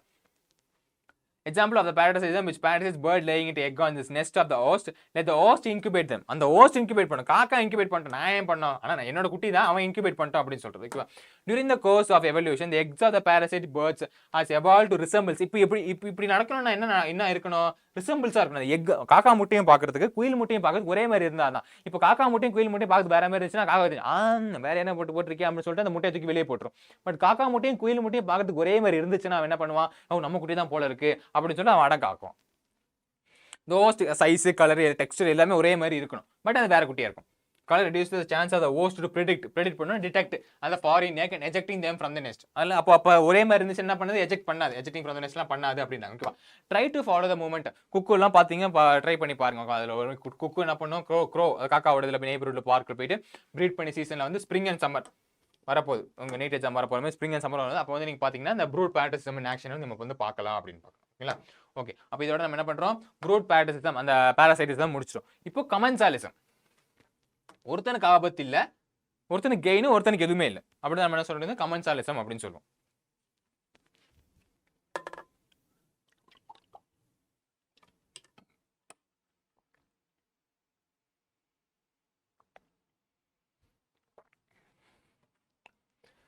Commensalism, that is an interaction in which one species benefited. ஒரு ஸ்பீஷிஸ் பெனிஃபிட்டடாக இருக்கு and the other is neither harmed or benefited. இன்னொரு வந்துட்டு என்னது, எனக்கு பிரச்சனையே இல்லை, நீ பெனிஃபிட் ஆகிட்டியா, எனக்கு உன்னால் நான் கூட்டு போனாலும் எனக்கு பிரச்சனையும் இல்லை, எனக்கு பெனிஃபிஷியல் இல்லை, நான் நியூட்ரல். ஓகே, அந்த பேஸில் இருக்குது. அண்ட் ஆர்ச்சிட் அதான் க்ரோ எபிஃபைட் ஆன மேங்கோ பிரான்ச் வந்து க்ரோ ஆகுது. ஆர்ச்சிட் வளரக்கூடியது. இங்கே வளர்ந்து இருக்கும் பார்த்தீங்களா, ஒரு செடிக்கு மேலே இன்னொரு செடி வளர்ந்துட்டு இருக்கும் பார்த்தீங்களா. பட் அது என்ன பண்ணாது, அந்த ஆர்ச் சில டிஸ்டர்பன்ஸ்லாம் பண்ணாது. அது சும்மா மெக்கானிக்கல் சப்போர்ட்டுக்காக தான், வளர்றதுக்காக தான் மேலே வளர்ந்துருக்குமே தவிர அதுக்கு மேலே டிஸ்டர்பன்ஸ்லாம் இருக்காது. ஸோ இப்போ அந்த மேங்கோவை பார்த்தீங்கன்னா அவனால பேர் டிஸ்டர்பன்ஸ்லாம் இல்லை, பட் அவனுக்கு கெயின், ஏன்னா வளர்ந்தாச்சு அந்த கெயின், அவ்வளோதான். And barnacles growing on the back of the barnacles. Barnacles எங்க வாழுது? இந்த வேல் திமிங்கலத்துக்கு மேல, திமிங்கலத்தோட முதுகுல வந்து வாழும். ஓகேவா? அப்ப திமிங்கலம் போற இடத்துக்குலாம் அதுவும் போலாம், திமிங்கலத்தோட ஃபுட்டையும் அதையும் சாப்பிட்டுக்கலாம். ஓகே, அதனால திமிங்கலத்துக்கு பெரிய ஆபத்துலாம் ஒண்ணுமே இல்லை. while either of the mango tree or whale derives any apparent benefit, ஒன்றும் பெனிஃபிட்லாம் ஒன்றும் பெருசாக ஒன்றும் வரதில்லை இது ரெண்டுக்குமே. Cattle, egret and grazing cattle is closely association and site you mostly like to catch you live in the farmer rural area. It is a classic example. இதெல்லாம் classic example of Commensalism அப்படின்னு சொல்றாங்க. ஓகேங்களா? The egret always forage closer where the cattle are grazing because the cattle as they move stir up the flesh and are insect of the vegetation. அந்த stir up of vegetation வந்து useful பண்ணா இருக்கும். அந்த cattle போய் grace பண்ற இடத்துல எல்லாம் போயிட்டு. And otherwise it might be difficult to the egrets to find a catch. Okay, அதனால இருக்கும். Another example of commensalism is the interaction between the sea anemone. Sea anemone க்கும் இன்னொருக்கு it has stinging tentacles போய் குத்துக்குது. Tentacles னா குத்துறது. Stinging tentacles as the clown fishes living among them. உள்ள clown fish இருக்கும். The fish get a protection from the predator. அதனால என்ன நடக்குது? Stinging anemone fish வந்து predator கிட்ட இருந்து protection பண்ணுது. But stay away from the stinging tentacles. அதனால ஸ்டிங்கிங் டென்டக்கிள்ஸ் அவையா இருக்கும். ஓகேவா? This anemone does not appear to drive at any benefit. இந்த அனிமோனால பெரிய பெனிஃபிட் இருக்கு, ஆனால் ஃபிஷ்ஷால பெனிஃபிட் இருக்கு. என்ன பெனிஃபிட் இருக்கு? பிரெடேட்டர் வந்து நம்ம அழிக்காது அப்படின்ற பெனிஃபிட் இருக்கு by hosting a clown fish. ஓகேவா? இதெல்லாம் தான் ஒன் டைப் ஆஃப் கமென்சாலிசமோட எக்ஸாம்பிள். ஓகேங்களா? Mutualism figure அதை பண்ணிட்டு நம்ம mutualism படிக்கும்போது பார்ப்போம். ஓகேங்களா? Mutualism, this is the interaction of converse between both the interacting species. ரெண்டு உனக்கு பிரச்சனை இல்லை, நமக்கு கெயின் தான். ஓகேவா? Lichens one of the type of very important. Mutualism ஒண்ணுமே plus represent that the intimate mutualism relationship between the fungus and photosynthesis algae or cyanobacteria. Similarly, the mycorrhiza or association between fungi and the roots of the higher plants. Fungi and the roots of the higher plant association is mycorrhiza. Lichen என்னது? algae and fungi. இதெல்லாம் ரொம்ப பேசிக் மறந்துடவே கூடாது. lichen என்னது? algae and fungi-யோட association. ரெண்டுத்துக்குமே plus தான். ஒரு பிரச்சனை எல்லாம் இல்லை. lichen-ஓடது. mycorrhiza என்னது? fungi-க்கும் roots of the higher plants-க்குள்ள அசோசியேஷன் தான் mycorrhiza அப்படின்னு சொல்றோம். மறந்துட கூடாது. ரொம்ப ரொம்ப முக்கியம், ரொம்ப ரொம்ப காமன் கூட. இது வந்து பேசிக். இந்த பேசிக் தெரியாம சயின்ஸ் வர்றதுக்கு ரொம்ப கஷ்டம். The fungi helps in the plants in the absorption of essential nutrients. Fungi என்ன பண்ணுது? essential nutrients absorb பண்ண help பண்ணுது. And the soil which by the plant is turned provided the fungi with the energy yielding carbohydrates. இப்படிலாம் பண்ணுது. algae ஒரு function பண்ணுது, fungi ஒரு function பண்ணுது. அது ரெண்டுத்தையும் சேர்த்து lichens இது பண்ணுது. அதுதான் mycorrhiza பேசிஸ்லயும் வருது. ரெண்டுத்துக்கும் அசோசியேஷன் நடக்குது. ஒரு ஃபார்ம் ஆகுது தான். Lichens is polluter inhibitor அப்படின்னு படிச்சிருப்போம். The most spectacular and evolutionary fascinating examples of mutualism are found in plant-animal relationship. அது என்ன plant-animal relationship? Plants need the help of animals for pollinating their flowers. ரொம்ப ரொம்ப important. Mutualismனால என்ன ஞாபகம் வரணும் உங்களுக்கு? Pollination of flowers. தனக்கு இன்செக்ட்டுக்கு என்ன கிடைக்குது? இதுவும் கிடைக்குது. இன்செக்ட்டுக்கு தேன் கிடைக்குது, ஃப்ளவருக்கு பிளான்ட்டுக்கு என்ன கிடைக்குது? பாலினேஷன் நடக்குது. இதான் நம்ம பண்றோம் மியூச்சுவலிசம். மியூச்சுவலிசம்னா என்ன ஆகும்னா பாலினேஷன். இன்செக்ட் எதுக்கு வருது? தேன் குடிக்கிறதுக்காக வருது. அது பெனிஃபிட் ஆகுதா? அப்போ இங்க தேன் குடிச்சு இன்னொரு பூல போய் தேன் குடிக்கும்போது இங்கிருந்து போலன் கிரெயின்ஸ் எங்கேயோ இன்னொரு போலன் கிரெயின்ஸ் பண்ணுது. அப்போ ரீப்ரொடக்ஷன், இப்போ பாலினேஷன் பண்ணுறது யூஸ்ஃபுல்லாக இருக்கு. அப்போ அந்த பிளான்ட்டுக்கு பெனிஃபிட் இருக்கா? ரெண்டு பேருமே பெனிஃபிட்டா? அந்த பாலினேஷன் தான் mutualism. The dispersals of the seeds, animals obviously have been paid fees for the surveys of the plant expert from them. பண்ணியாச்சு. நீ என்ன பண்ணி என்கிட்ட என்ன எடுத்தியோ அதுக்கான ஃபீஸ் நீ பண்ணிட்டேன். இப்போ நீங்கள் சொல்லலாம் தேன் குடிச்சா அதில் லாஸ் தானே சார்? அதான் தேனுக்கான லாஸ் எல்லாம் இல்லை, ஏன்னா பாலினேஷன் பண்ணிச்சுல. என்கிட்ட என்ன வாங்கினேன், அதுக்கு நான் வாங்கிட்டேன் காசு என்கிட்ட கொடுத்தேன்.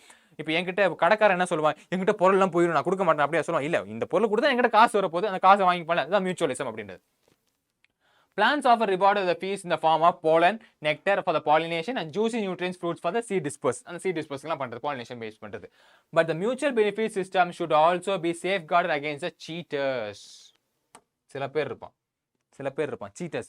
ஏமாத்துறதுன்னு சில பேர் இருப்பான். நெக்டரை மட்டும் குடிச்சு தேனை மட்டும் குடிச்சிட்டு பாலினேஷன் பண்ணாம போயிடுவான். உட்காந்து பாலினேஷன் பண்றதுக்கு பதிலாக தேனை மட்டும் குடிச்சு போயிடுவான், பாலினேஷன் பண்ண மாட்டான். அவன் தான் cheaters அப்படின்றது. Okay, for example animal that try to steal a nectar without aiding a pollination பண்ணாம நெக்டரை மட்டுமே ஸ்டீல் பண்ணிட்டு போற மாதிரி அவன் சீட்டர் அப்படின்னு. Now you can see why plant animal interaction often involved in coevolution of the mutualist. That is evolution of flowers. It is a pollinator. Species are tightly linked with one another. Species என்ன பண்ணுது? ஒண்ணுக்கு ஒண்ணு இன்செக்ட்டும் அந்த ஃப்ளவரும் plant வந்து ஒண்ணுக்கு ஒண்ணு ரொம்ப link டைட்டா அப்ளை இருக்கு அப்படின்றாங்க. ஓகேவா? In many species fig trees many species of fig trees, they are tied to one relationship with a pollinator species of wasp.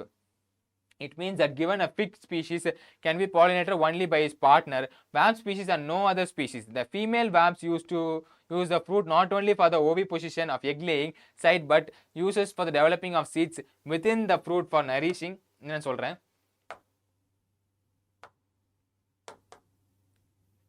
It's nourishing its larvae. It's nourishing its larvae.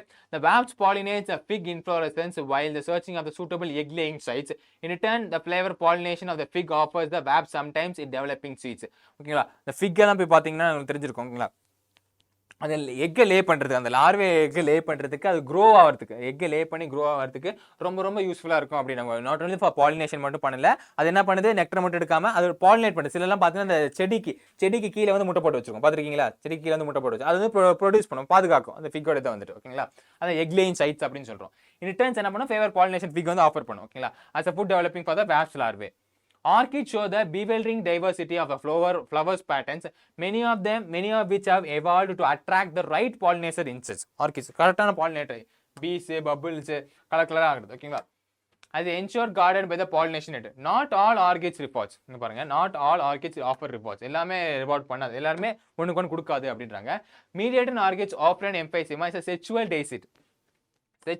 அதாவது பார்க்கறதுக்கு எக்ஸாக்டா female பீ மாதிரி இருக்குமா, sexual days. Okay, அப்போ ஆம்பளை பீலாம் என்ன போய் பண்ணும், அப்போ நம்மளால தான் வெயிட் பண்ணுது போல இருக்கு அப்படின்னு சொல்லிட்டு என்ன பண்ணும், போய் செக்சுவல் வெயிட் பண்ணும். அப்போ இன்டர்கோர்ஸ் பண்ணிட்டு இருக்கும்போது தான் பாதி தான் தெரியும், அடப்பாவி இது நம்மளாலே இல்லை, இது பூடா அப்படின்னு. ஓகேங்களா, இங்க பாருங்க, இது பார்க்கறதுக்கு வந்துட்டு இன்னொரு ஃபீமேல் பீ மாதிரி இருக்கும். அப்போ மேல் பீ என்ன போய் பண்ணுமா, நம்மளால தான் வெயிட் பண்றாரு போல இருக்கு, அந்த ஆசையில் அந்த மோகத்தில் என்ன பண்ணும், நம்மளால தான் நமக்காக வெயிட் பண்றான்னு சொல்லிட்டு இங்க போயிட்டு செக்சுவல் இன்டர்கோர்ஸ் பண்ண ட்ரை பண்ணும். இன்டர்கோர்ஸ் பண்ணும்போது தான் தெரியும், அடப்பாவி நம்மளால இல்லை அப்படின்னு சொல்லிட்டு. அப்போ பறந்து போய் இதே மாதிரி இன்னொரு செடியை பார்க்கும், அப்பா இதுவாது நம்ம ஆளா இருக்காதா அப்படின்னு சொல்லிட்டு மறுபடியும் அங்க போகும் என்ன போகும், அங்க போயிட்டு மறுபடியும் இன்டர்கோர்ஸ் பண்ணும்போது ஐயோ இதுவும் நம்ம ஆள் இல்லைன்னு தெரிஞ்சு. அப்போ இப்போ ஃபர்ஸ்ட் இன்டர்கோர்ஸ் பண்ணிட்டு செகண்ட் அங்கே இன்டர்கோர்ஸ் பண்ணும்போது இங்க இருந்து பாலினேஷன் அங்க போய் ட்ரான்ஸ்ஃபர் பண்ணுதுன்னு அர்த்தம். ஓகே, இப்போ இவன் ஆம்பளை பீ ஒண்ணுமே இல்லை, ஏமாத்திட்டான். அவன் ஏமாத்தான். இந்த டைப் ஆஃப் சீட்டர்ஸ் சொல்றாங்க.